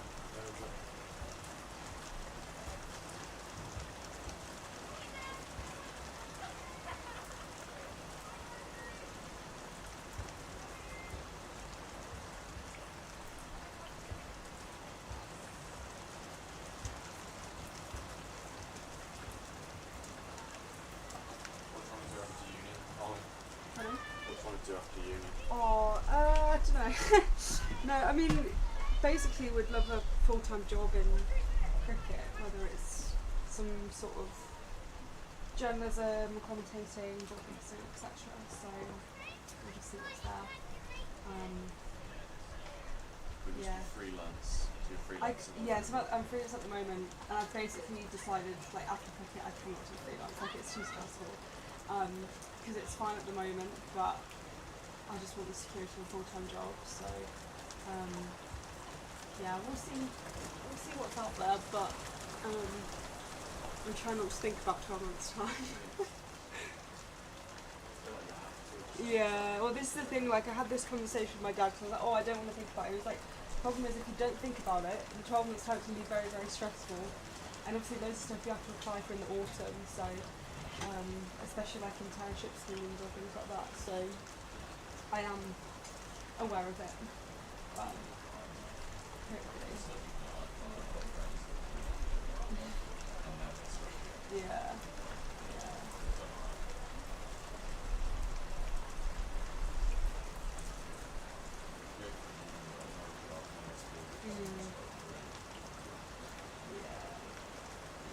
I'm always really shocked because, I mean, my course is multimedia journalism, and to be fair, first year I wasn't too surprised, but second year, the fact that most people still haven't done anything, I'm like, well, what's the point of you doing this degree? Because I don't know if they realise how difficult it is to get into the industry, even when you have loads of experience. Like, the reason our lecturers are lecturing us is because they don't have jobs in journalism. So it's like, yeah, but I think our lecturers are part of the problem because they're kind of selling people a dream that doesn't exist. Like, I remember one of our lecturers, like, the second week was like, so you guys need to be applying for, you know, freelance stuff with Manchester Evening News, like, you know, you can earn thousands and thousands a day on a desk. I was like, not when you have no experience your first year of uni and you, like, have no work ethic. Like, I don't think that's going to happen. Also, like, everyone knows that journalism is, like, not famous for its money, so, I was quite lucky on my course because in the second year, I've just finished third year, we had to do placements for that's modules. really good. Yeah. So we literally had an employability module this year where you had to do 120 hours of placement work. That's really good. Where were you at? Newport County football. Okay, nice. So that was good. And the year before I was with Guardia United, which is a women's football club. In second year it was 70 hours, and then they put it up to 120 in third year. But that was good because, like, you had to get. The other thing was as well with that is, like, the course didn't help you. Like, you had to go and get that placement off your own back. That's So really that good. was good. So.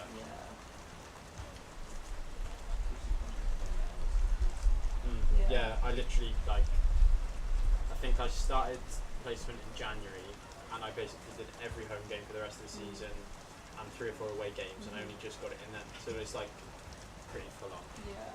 But I'm really lucky that I've got this as well, because this is my 4th season, and I was doing this before I went to uni, so that was good.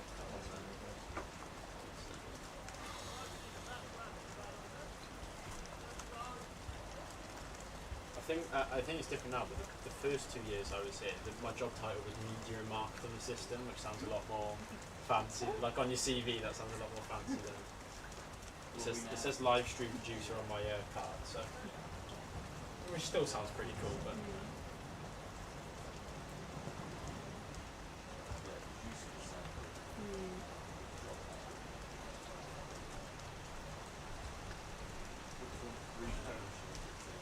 Hey. Yes. Well, this is a kick in the pants, isn't it?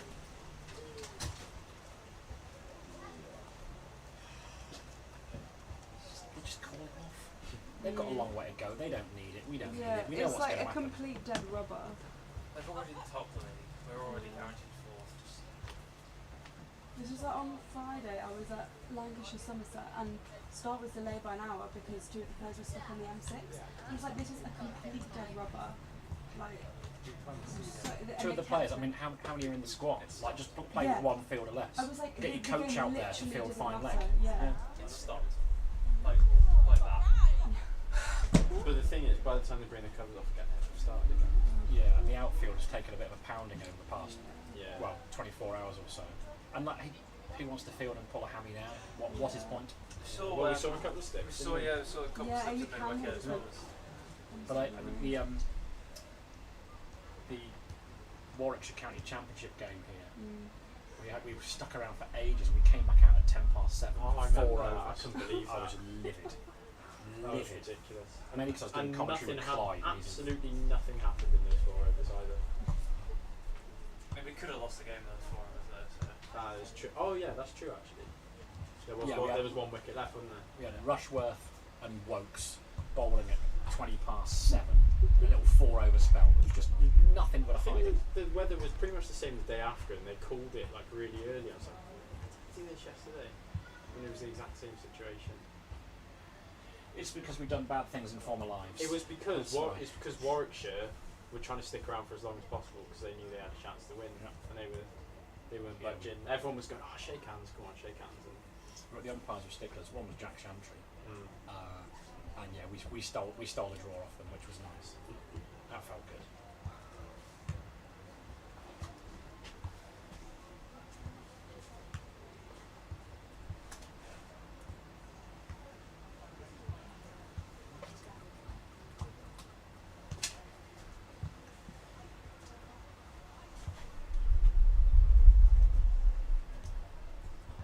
I'd like to be one of that grounds like that.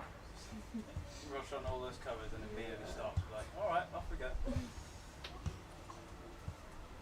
They're not paid at all.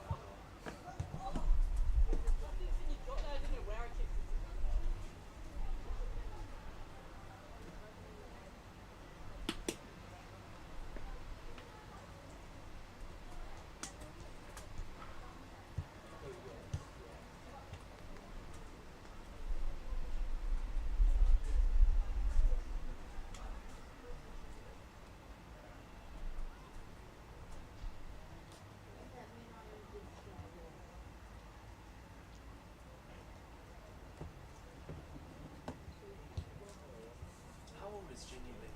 She looks topping. Yeah, so apparently she's 17, according to ESPN, which I don't always trust because they also said Phoebe Brett was like 19 or she's 17. She looks like 11 or 12. Cause I didn't, before she bowled, she was short, fine leg. She made Brett Davis look like a monster. Yeah, she looks like she's about to start year 7. Crazy. That's genuinely psychological. Thinking like that's not something you want to get out to. You know what I mean? Like when like Ashley Giles come out like when Alistair Cook comes on to bowl some filthy leg spin in Test cricket. I just can't get out of here. Oh, it'd be so embarrassing. But look, action's absolutely fine. The ball looks massive in her hands because she's like 4'6". So like, there's clearly ability there. Otherwise, you wouldn't be playing for Yorkshire, would you? But it just looked weird, didn't it? And you don't want to. Like everybody's thinking it. Like I don't want to be unkind about it, but you kind of have to say it. on apparently. Sorry. I don't know why.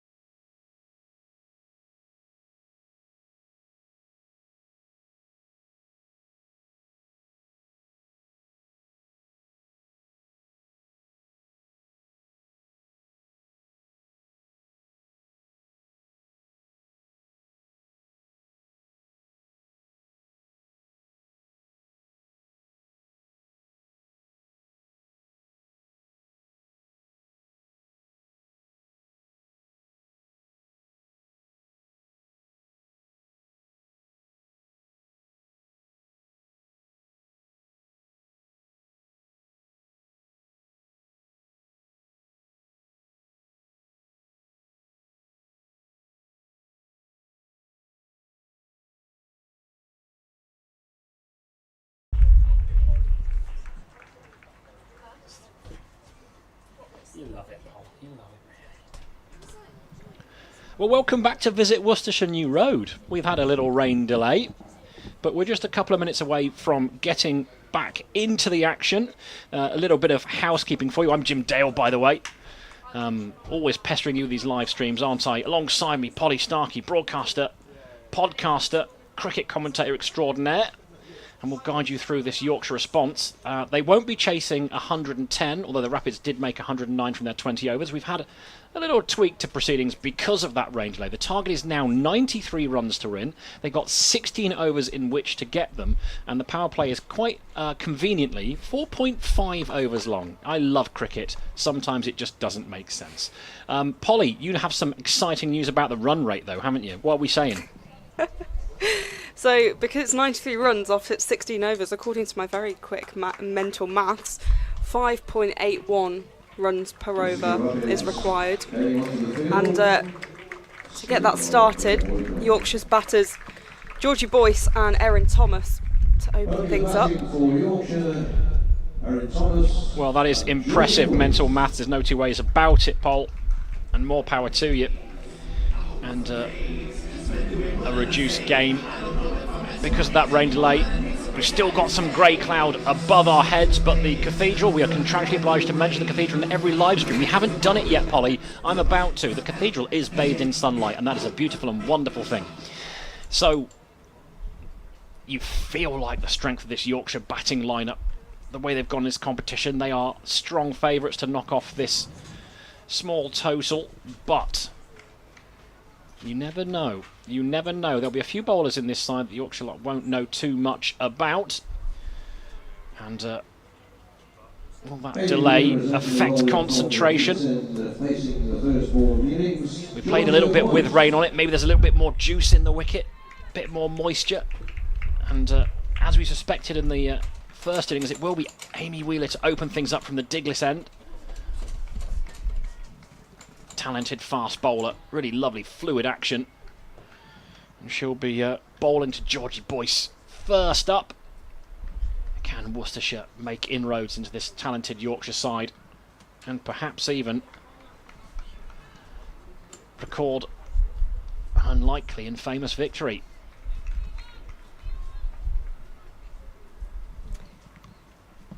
Wheeler starting things off at Worcestershire. Starts with a dot. Her bowling's been a bit inconsistent over the last few months. Coming here to Worcestershire on loan, but that's a good start. Well, we've seen flashes of her quality, haven't we? She's a talented young cricketer, as you say, on loan from the Blaze. And that consistency is the problem. It's probably why she's getting a go in Tier 2, isn't it? It's a mutually beneficial setup. Boyce on strike again. Just defends that one. Boyce looked a bit nervy about that. Well, it was a high full bunger, wasn't it? It wasn't too far away from being called a no ball. Right on the waistband, which is where that decision is usually made. I had to leap up and block it.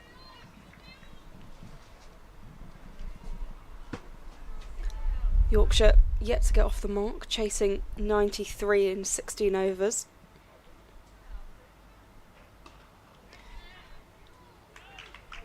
Defensive shot by Boyce, trying to drag the ball slightly, but still no run available.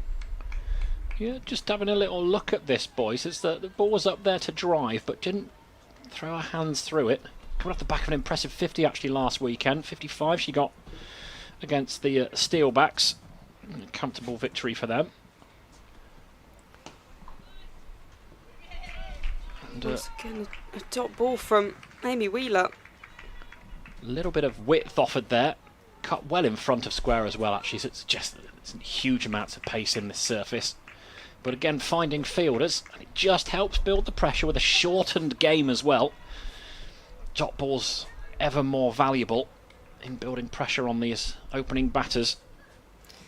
Two Blaze lowlies against each other. Struck in the air, and the catch is taken. A simple catch in the end. I think it's Ebony Tweets underneath that, and it's a full bunger, and you feel like it had to go, but just didn't get enough of it. It was almost a little apologetic, wasn't it? It was a high full toss, actually. Again, it wasn't too far away from that waistband no ball height, but the Rapids won't care at all. That's the first wicket down, 5 balls in, and yet to be a run scored.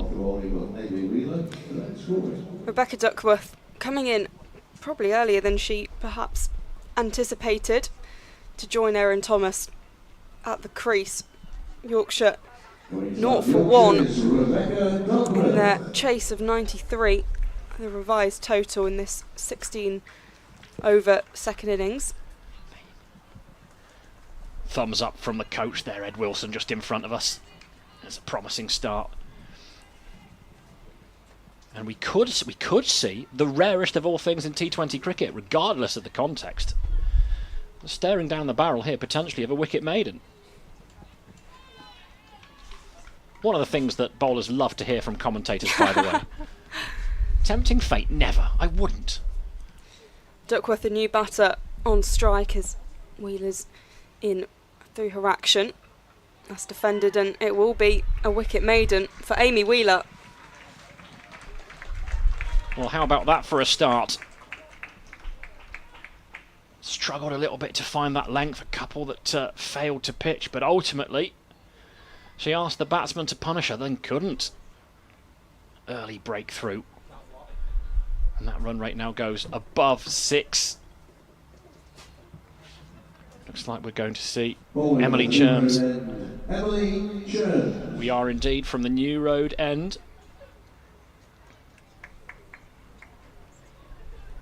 Another talented young cricketer. And Erin Thomas just taking guard.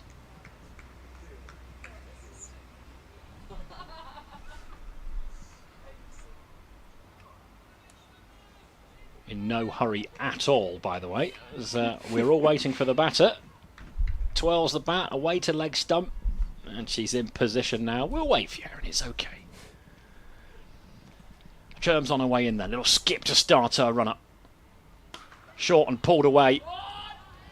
And it got the treatment, timed nicely. You find, regardless of the game, men's, women's, juniors, England under 19s, if you bowl short on here, you will go. And that was a resounding introduction to the game with the bat for Erin Thomas. Sounded good, didn't it? Lovely sound off the bat, and worthwhile her taking her time.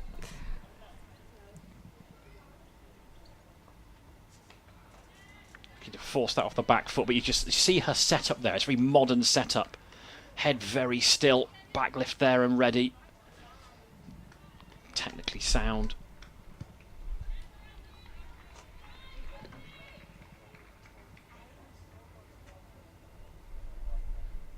Just batting on middle and off there. Bit of width offered, flashing blade, but can't get near it. Taken by Sophie Beach, who's got the gloves today. Liv Goff got herself a concussion yesterday, so she's out of commission for this game. But Beach, she does keep wicket for the Yorkshire Academy side and for her club, so not something she's unfamiliar with. And that's beaten the outside edge. Genuine play and miss there. So after a thumping pull shot through wide mid-on, a flurry of dots. We'll just calm Emily Cherms down a little bit.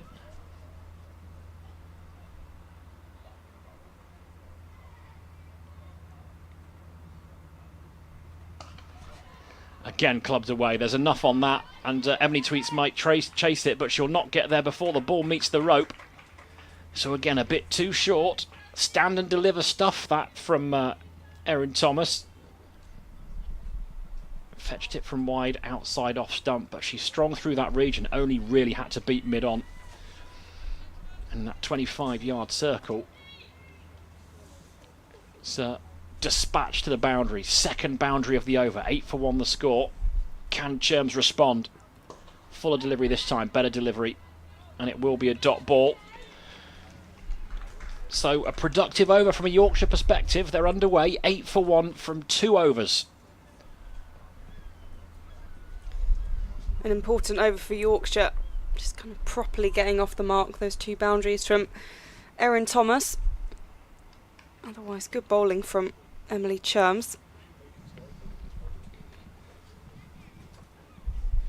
Well, it's the second boundary. It wasn't a bad ball, really. Little bit back of a length, but it was just picked up nicely. Wheeler's going to have another go from the Diglis end. Duckworth on strike, yet to get off the mark.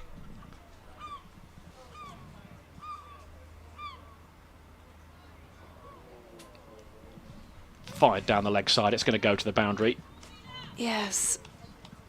One of those that just get a tiny bit on it and it will race away with the pace of Wheeler. Such a good first over, so a frustrating start to her second. Well, in a tight chase like this, you haven't got many runs to play with. Exactly. And we said about... 5 wides is going to hurt you, isn't it? Extras, they've got to be neat and tidy to be competitive.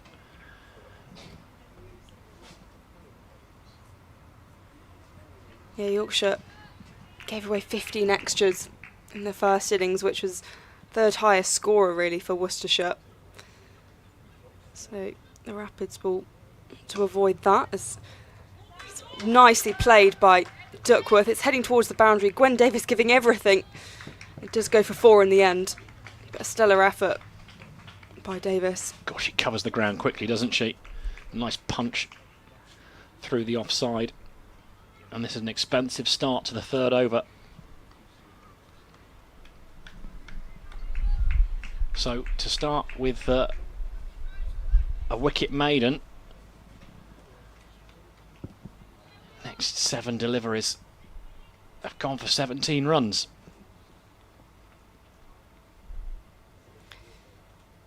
Wheeler in again, dispatched by Duckworth. It's heading towards the boundary, and that'll be another 4. Yorkshire on the charge. Well, that one was dug in. Claire Boycott wasn't too far away from it, but in those positions you've actually got to be really unlucky as a batter to pick out the one fielder in the ring on the leg side.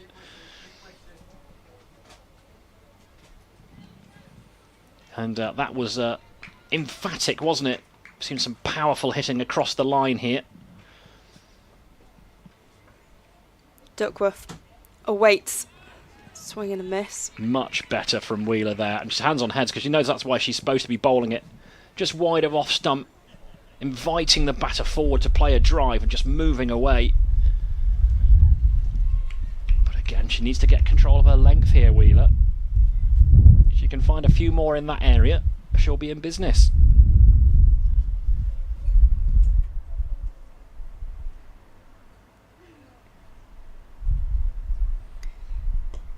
Wheeler in, turn around the corner by Duckworth, slaps it away. That's a brilliant bit of batting. Yorkshire finding another boundary. Well, it slid down. She just followed the line of the ball, but timed the living daylights out of it, didn't she? And they're dealing in boundaries here, and plenty of them. And they're threatening to make light work of this chase, aren't they?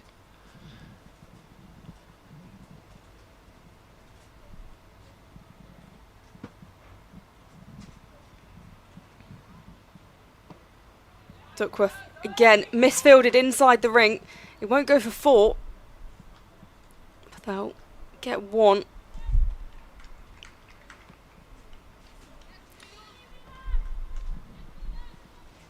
Duckworth moving to 9, Thomas to 8.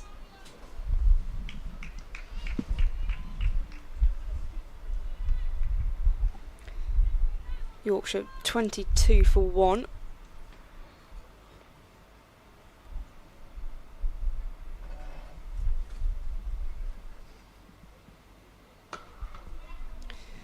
Great ball from Wheeler, and it's been misfielded just inside the ring. Gwen Davis picking up the pieces.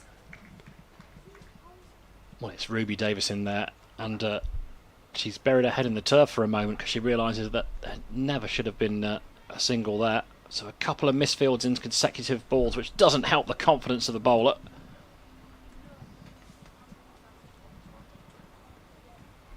It does mean that Wheeler's second over's gone for 16. Disappointing after what was an outstanding over to start.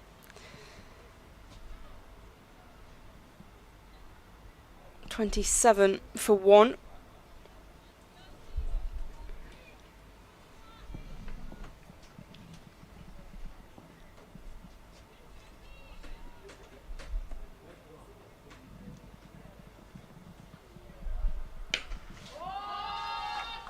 Well, that's clubbed away, and that's dismissive.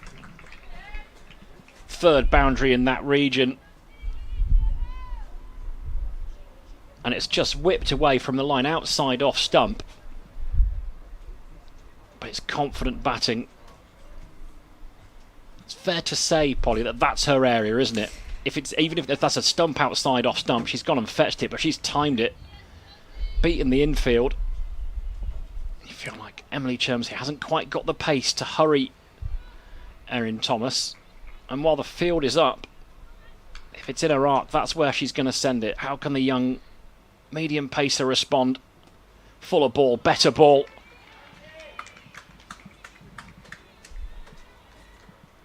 And it is a good response. 31 for 1 is the score. Both batters on 13.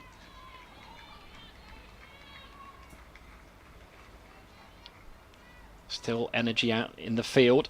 Rapids will need to support each other through this one if they're going to get close. And that's a genuine player miss. Just feeling for that one outside off stump. And Erin Thomas is a bit annoyed with herself there. A little bit of shape. A third of the runs achieved. And they're just in the fourth over, so Yorkshire comfortably in the driving seat.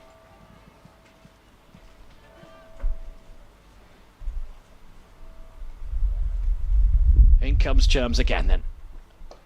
It's a thickish outside edge cut away. It's going to race away for 4 though.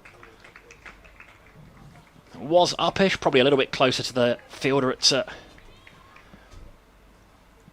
45.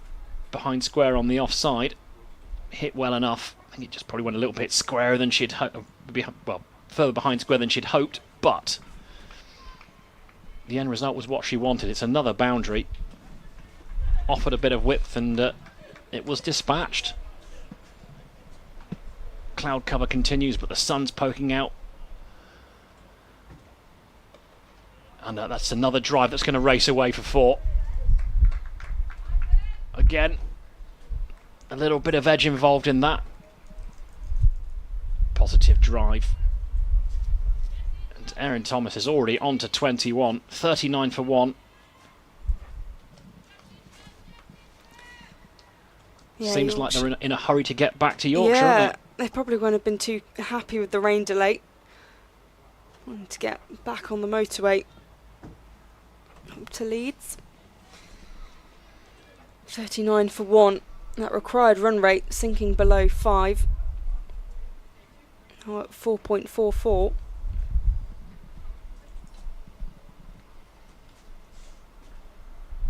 Worcestershire need wickets, and they need them quickly. In comes Cherms, and it's driven down the ground. It's a lovely shot. And that's a hard chase for Claire Boycott. She's not going to win it. The ball will win that all day long. It's a beautiful shot for 4. All along the carpet, straight down the ground. And again, it was just an example of hitting through the line of the ball, timing it beautifully.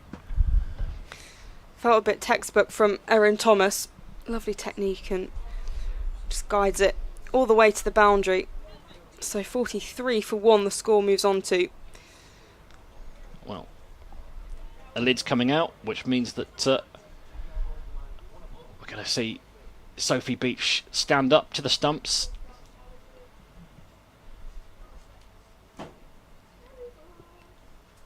And while this feels ominous from a Rapids perspective, it can't be underestimated actually that the quality that Yorkshire have at their disposal, the resources they have at disposal, and to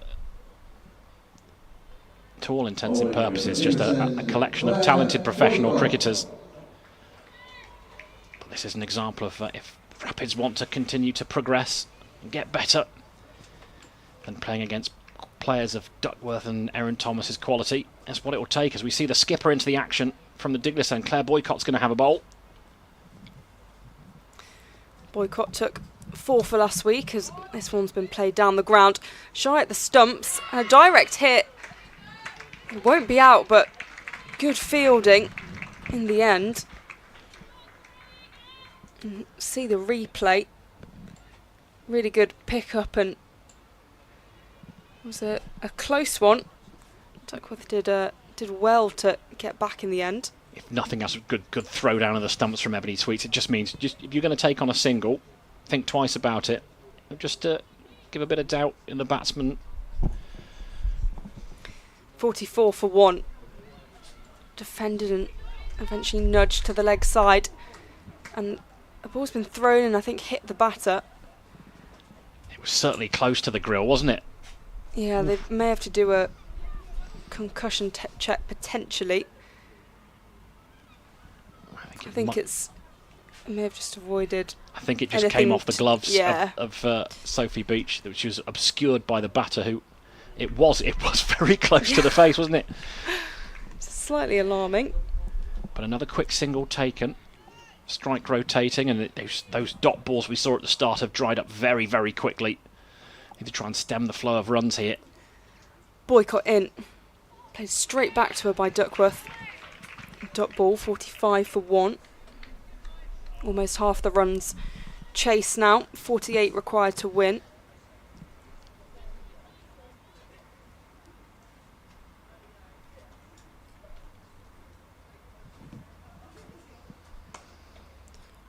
Driven nicely by Duckworth, and that's going to go for 4. Just a simple straight drive in the end. It's really good batting. It's lovely timing. It's not a bad delivery at all, actually, from Claire Boycott. A little bit of shape. Again, wicket to wicket. Almost got her fingertips to it as well. It's just a really good bit of timing. It's just a punch down the ground. These two going really well. One shy of a 50 partnership already. Duckworth, 18 from 9.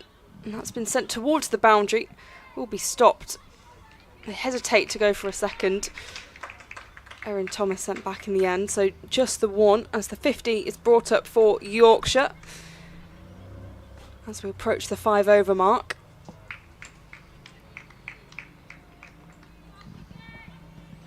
Yeah, brought up in 4 overs, that 50. 24 balls for that 50, which is a pretty good lick by anybody's standard.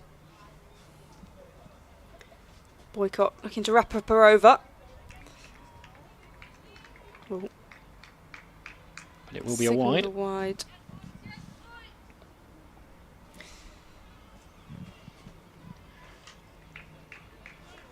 Well, we have had the power play. 4.5 overs is the power play. Boycott again. Leg side by Erin Thomas. It's backward a square. We'll just get the 1 to finish the over. So 52 for 1 after 5 with 42 to win. 41 to win now even from 11 overs. Yeah, really impressive stuff, isn't it? Sometimes you just have to admire the quality of the opposition. And these two have timed the ball beautifully. And we might be seeing Caitlin Baker-Smith having a bowl. So Claire Boycott just has a word with the youngster. And I imagine Bryony Gilgrass will be absolutely itching to get the ball in her hand as well. Only got 1 with the bat. She always wants to be in the game. Yeah, I could see her turning her arm over earlier. Just trying to get the attention of the skipper. Just aggressively overselling the limbering up. So you've got to do what you've got to do.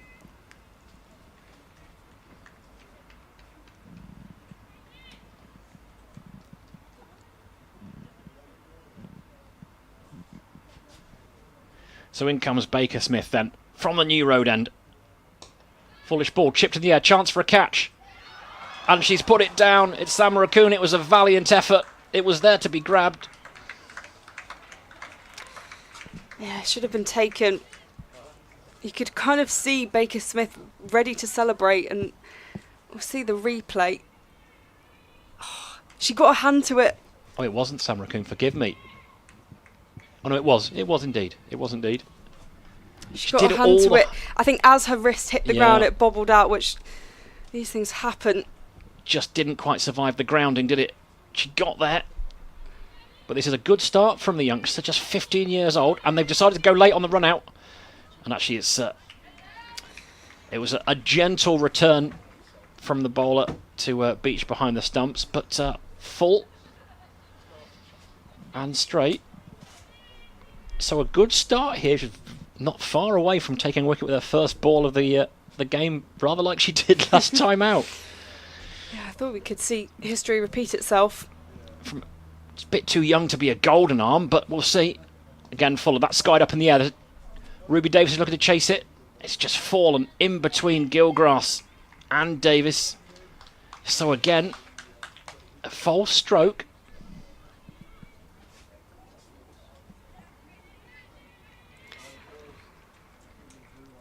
.55 for 1. 38 runs to win. Slower ball this time, pushed down the ground. They'll think about 2. They don't need to, do they, though? It's a sensible approach. So we're dealing in singles, 4 singles from the first 4 balls. It's been an eventful over, but the scorecard won't tell that story. You just get the feeling this youngster, she's got something about her.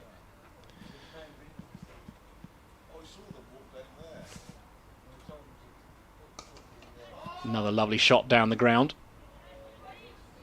Just be 1.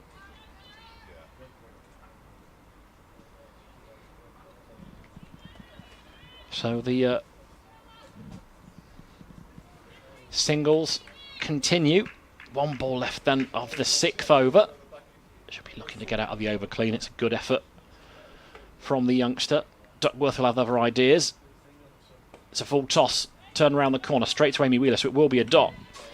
So it'll be binary. All the 1s and a 0.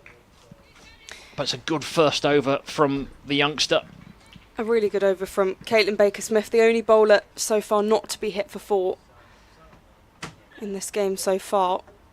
Of course, just bowled that first over. We saw Amy Wheeler had a superb first over with that wicket maiden. Baker-Smith so close to a wicket first ball again. Erin Thomas now on 30 from 18. Becky Duckworth 21 from 13. So when it comes to finals day then, Polly, who do you like in this tournament? You've seen a lot of cricket this season. Yeah, I mean, obviously Yorkshire are very much up there with the kind of favourites to take the trophy as Boycott's back in. Played into the leg side. Not much on it. We'll get the 1 run. But from the South group, you've got Middlesex coming through. And also Glamorgan I think they'll be taking 2nd place spot there. And I'll have a check at the scores in a second as Boycott's in, driven down the ground for no run. But I think Leicestershire should be taking the 2nd spot for the north side. But I suspect Glamorgan have looked really good and Middlesex are stacked. So I think they will really test Yorkshire. Flicked into the leg side. Go for 1. And of course, the thing with having the North and South groups, it's meant that the Northern groups haven't had the opportunity to see the South groups and vice versa. So going into finals day, it's a bit of unknown with the semi-finals being North versus South. So I think that's quite an interesting dynamic that you have in Tier 2. But for me, yeah, Middlesex and Glamorgan are teams to keep an eye on. Boycott, again, Thomas favouring the leg side.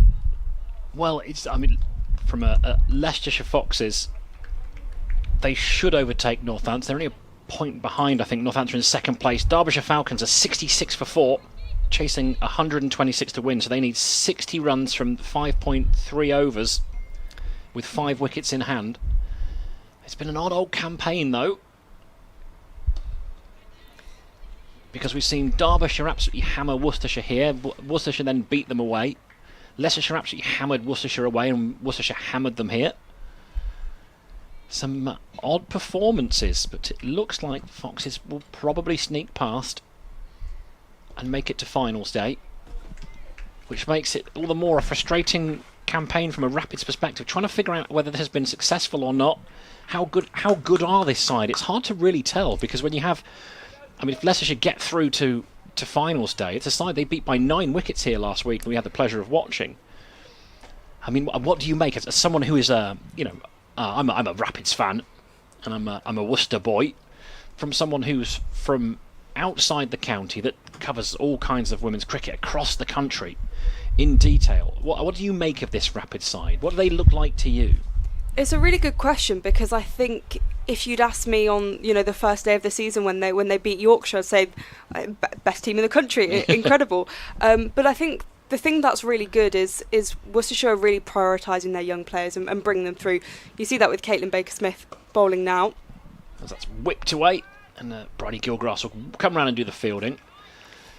And I mean, in terms of recruitment, you see, Yorkshire had to recruit some big players, and they got Lauren Winfield-Hill in.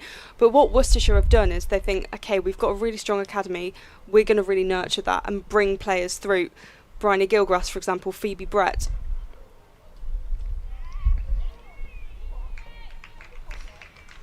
So you've got players coming through and who are being given opportunities, and it doesn't mean that results aren't going to happen straight away, but it's a project for the future. And I think there are a couple of counties on the circuit like that, and I think it is good for kind of future planning. Good looking off drive, and Samrakumis fields, so they'll take a single where there might not otherwise have been one. And this impressive partnership continues, and Baker-Smith continues to be the standout with the ball. Just 7 runs from the 9 deliveries. I do think the Rapids will be disappointed with their performances in the competition and just want to build some consistency.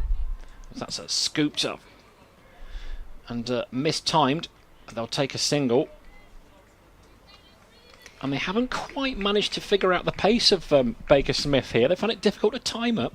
A few miscued shots. She's been unfortunate actually not to take a wicket so far. 15 years old, Caitlin Baker-Smith, through the Worcestershire pathway.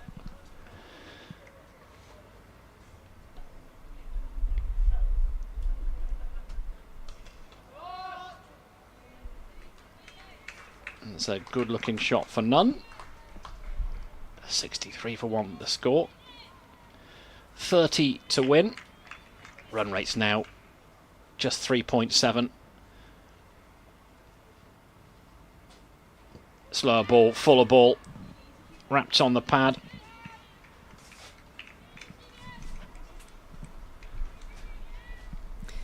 .63 for 1 after 8, so halfway through this second innings in terms of overs. Thomas 33 from 22 and Duckworth 23 from 21. So Yorkshire require 30 to win. I think we might be seeing a bit of Bryony Gilgrass bowling some off breaks, and I'd just say well done to everybody who's stuck it out through the rain. Bowling at the deep centre is Bryony Gilgrass. And the new road end of the ground, well populated. The uncovered D'Oliveira stand, well, people have taken cover, and as well they might. We've had a few showers and one hefty rain delay, which is why we're down to 16 overs and a reduced target. And Bryony Gilgrass will be looking to do what she did against Derbyshire and climb into the top order of this batting attack. Gilgrass with an appeal. I mean, that was a game that really was potentially going out of Worcestershire's reach on what was an absolute road away at Derbyshire. And Gilgrass took a 5-foot and removed the top order.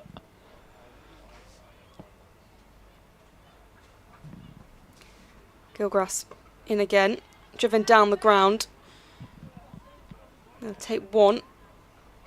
Thomas keen for a second, but they just stick with the single. Good bit of fielding, good bit of bowling, good bit of batting, good cricket all round that.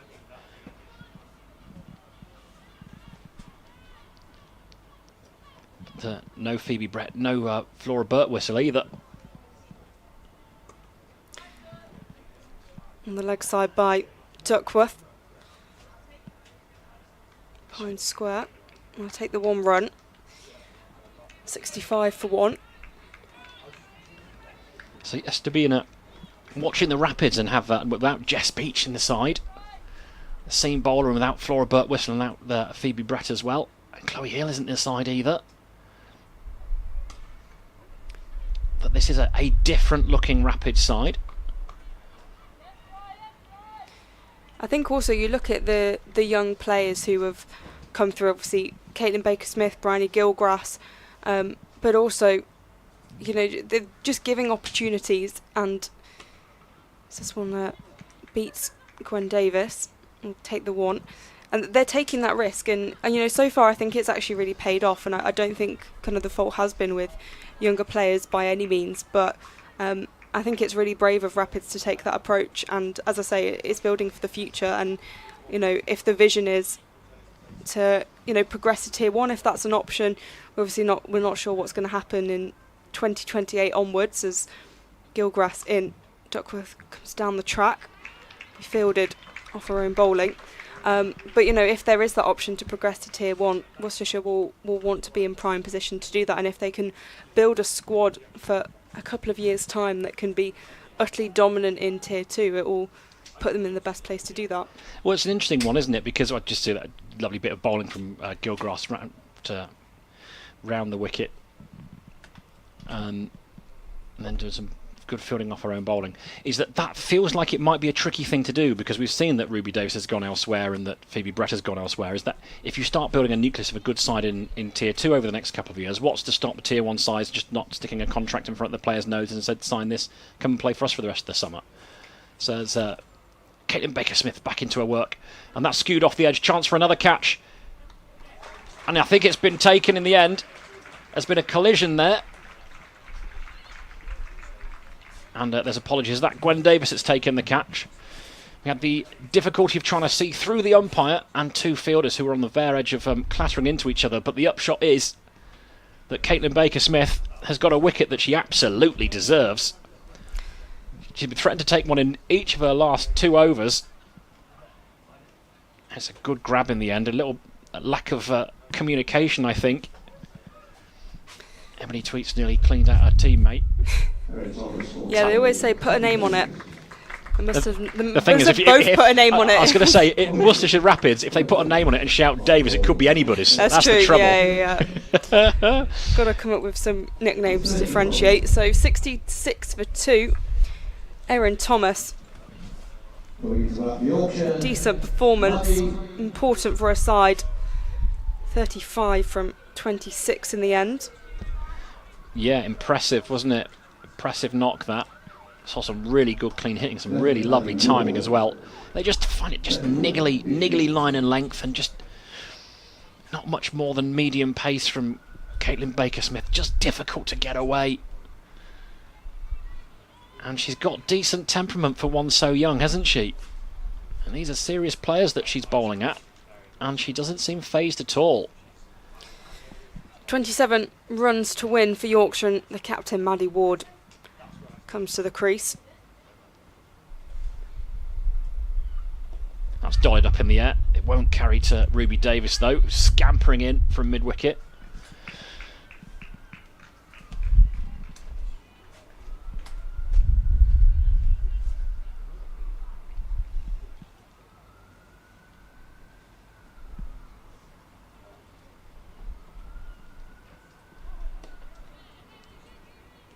Punch down the ground for one. The score keeps ticking over. Getting closer towards that. I was going to say the halfway point, but of course it's 10 overs isn't halfway point because it's down to 16.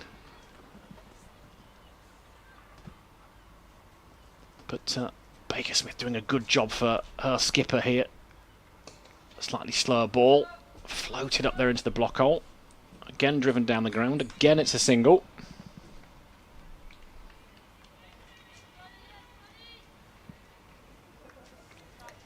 .68 for 2.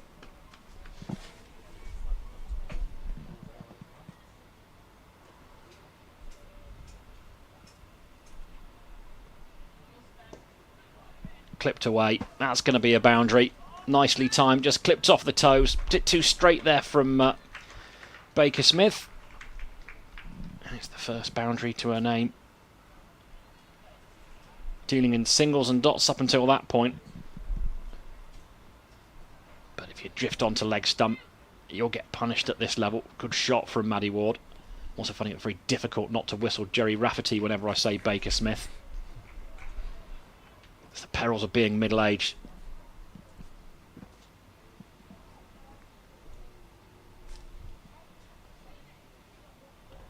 Little discussion, little change in the field. As Ruby Davis is now back on the fence at deep square leg. Fuller ball, better line as well. Dot ball to mid-off to finish the over. It was a good one despite that boundary. A wicket first up. 72 for 2. I think we know the direction of traffic when it comes to the result in this one. But Caitlin Baker-Smith continues to be impressive in her fledgling Rapids career.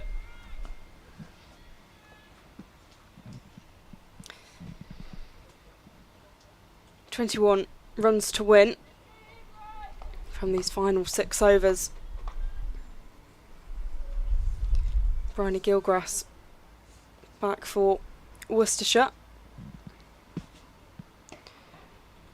It's a poor delivery, and I think it might have been tipped over the boundary.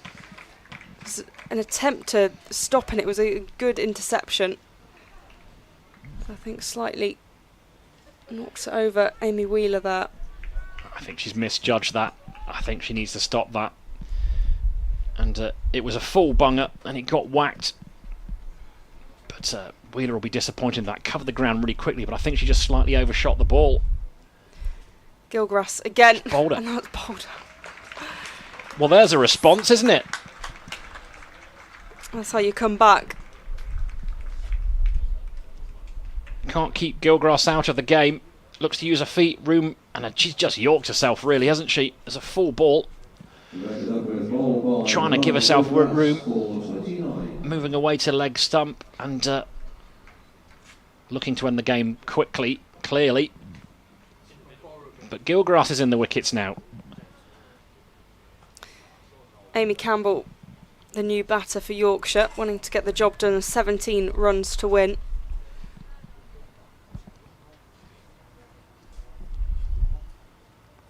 Coming into bat for Yorkshire, Amy Campbell. Well, the experienced Amy Campbell, we can call her that now, can't we? She's 34 years old, former Rapid, of course. Spent time down here on loan, and a very successful time as well. So it's been a good time for women's Rapids cricket in the past 5 years or so.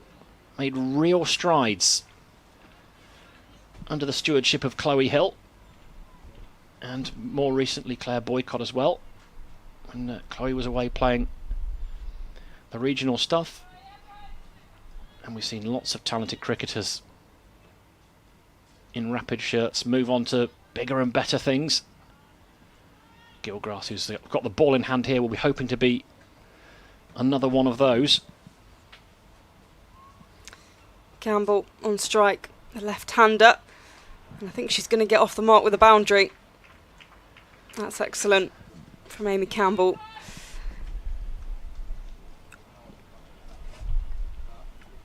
Just looking to fire that one in, wasn't she? But in doing so, dragged it down short and wide. As you say, someone of Campbell's quality. She's not missing out on that, first ball or otherwise.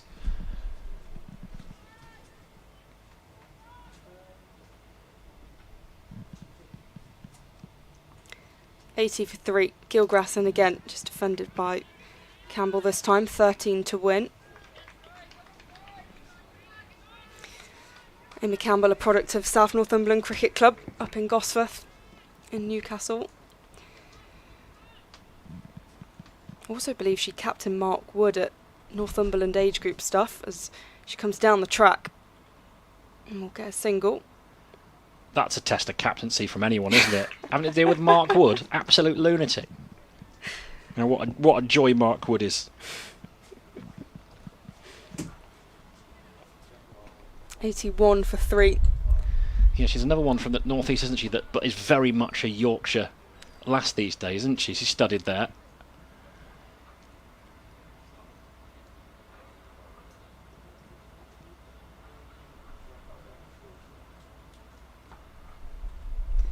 Gilgrass again. Ward tries to reverse sweep. It's given out. Have a look at the replay here. Triggered LBW. She's bowling from wide of the crease here. It's pitched well outside. But I suppose... Money ball LBW to Riley Gilgrass for 5.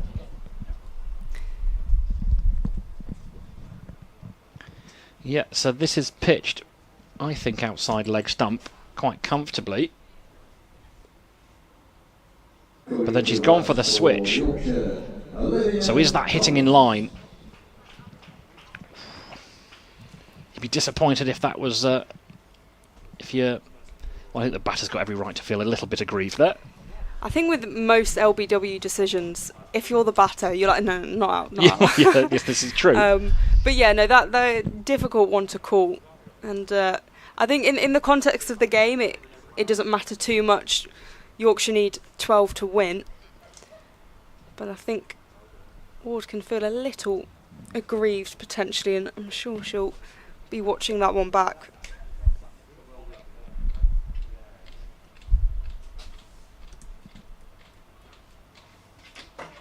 Well, it wasn't a great piece of batting. It looked like it was going to go on and hit the timbers. It's always tricky when you've got a player reversing. It also depends on the grip of the bat as well, though, doesn't it? But I think we're going to see young Caitlin Baker-Smith bowl through here. 4 overs on the trot. Doesn't have much in T20 cricket, and she's just been driven through the offside beautifully for 4.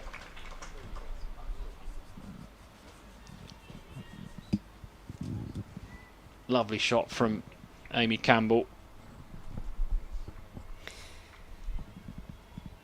Just 8 runs now for victory.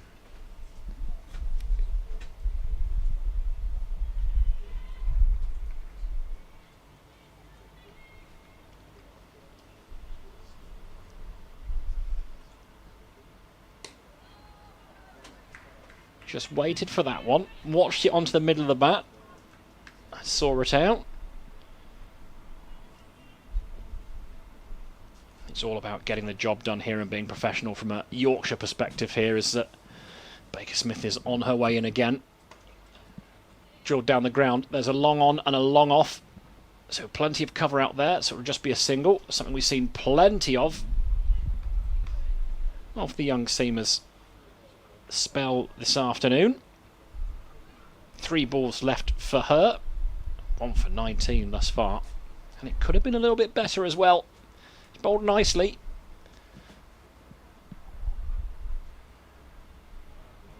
Liv Thomas now on strike. I imagine she was rather hoping not to get a bat. But she'll be looking to see her side home here. 7 runs away from a victory target. Beach doesn't collect. It was close to the edge of the bat.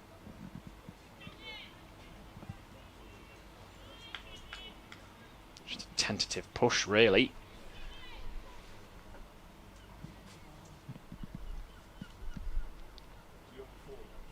Looking for the scoop, gets it. Nicely played. Slowing up a little bit in a slightly damp outfield, and Gwen Davis is so quick across the ground. Take a couple though, so well executed. If you want anyone to be going after that ball, it's Gwen Davis. She is so fast. Yeah, you just to get anywhere in the field and she's dynamite, isn't she? Looking for another little scoop there.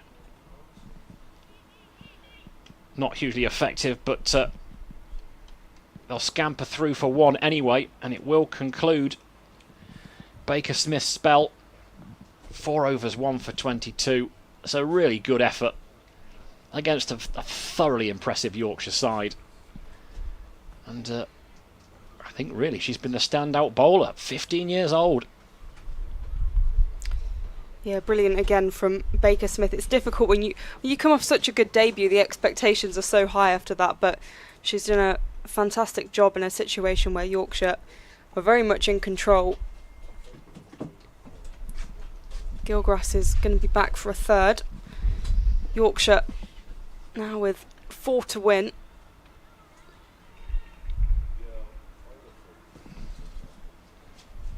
Liv Thomas, 3 from 3 on strike. Chips that in the air, beats the diving fielder. He tries to take the catch, so I'll get 1.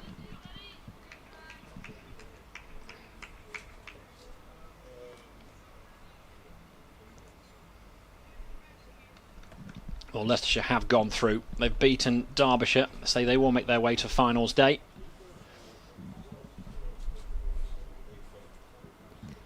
Gilgrass to Campbell. Needed dot ball. Just delaying the conclusion of this game, really. 3 runs required for Yorkshire. Campbell awaits, comes down the track, slaps it in the air, heads towards the boundary with Caitlin Baker-Smith monitoring that area. So I'll get 1, 2 to win.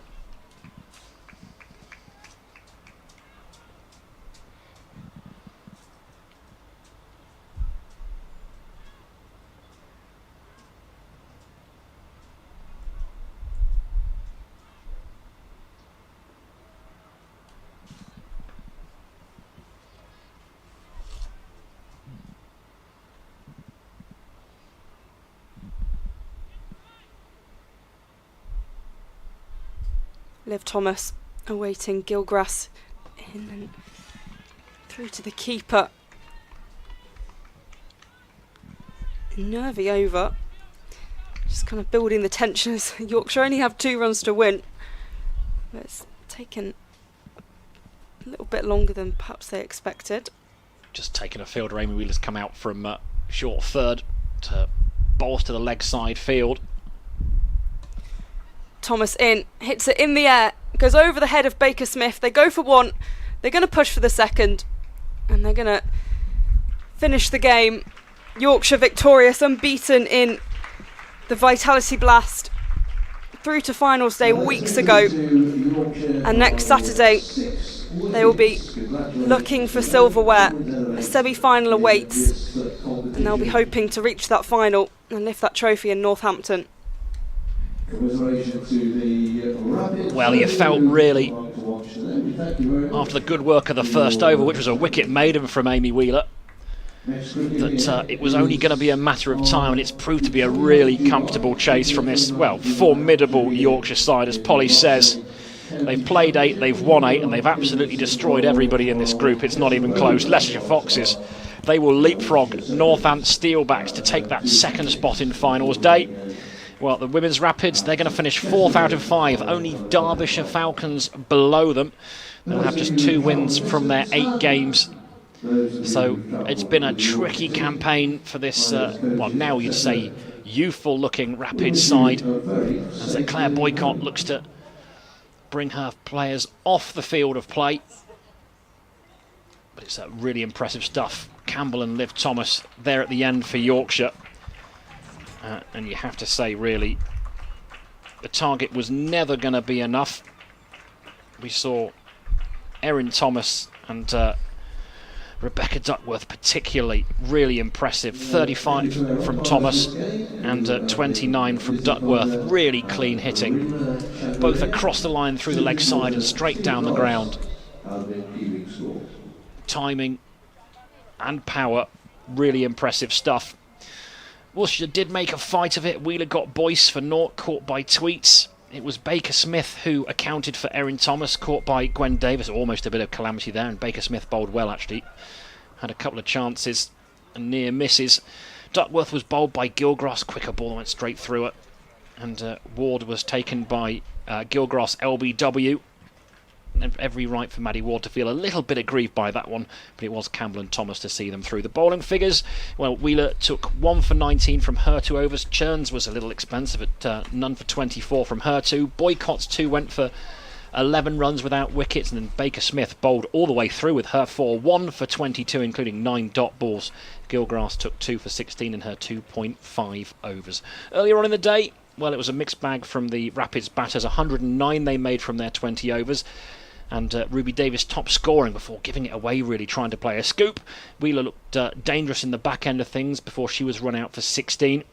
And both Tweets and Samarakun make it into double figures. The rest, though, into single figures, sadly. It was an impressive display, though. Wickets shared across the board in the Yorkshire side. Williston with 1, Love with 2, Cooper with 1, Liv Thomas with 2, and younger Jeannie Lee with 2 as well. Talented youngster coming through. The upshot of all of this is that Yorkshire women win by 6 wickets in the Duckworth-Lewis method. They chased down the revised total of 93, just 4 down. And look, there's no two ways about it, Polly, is that Yorkshire are a really good side, aren't they, for Tier 2?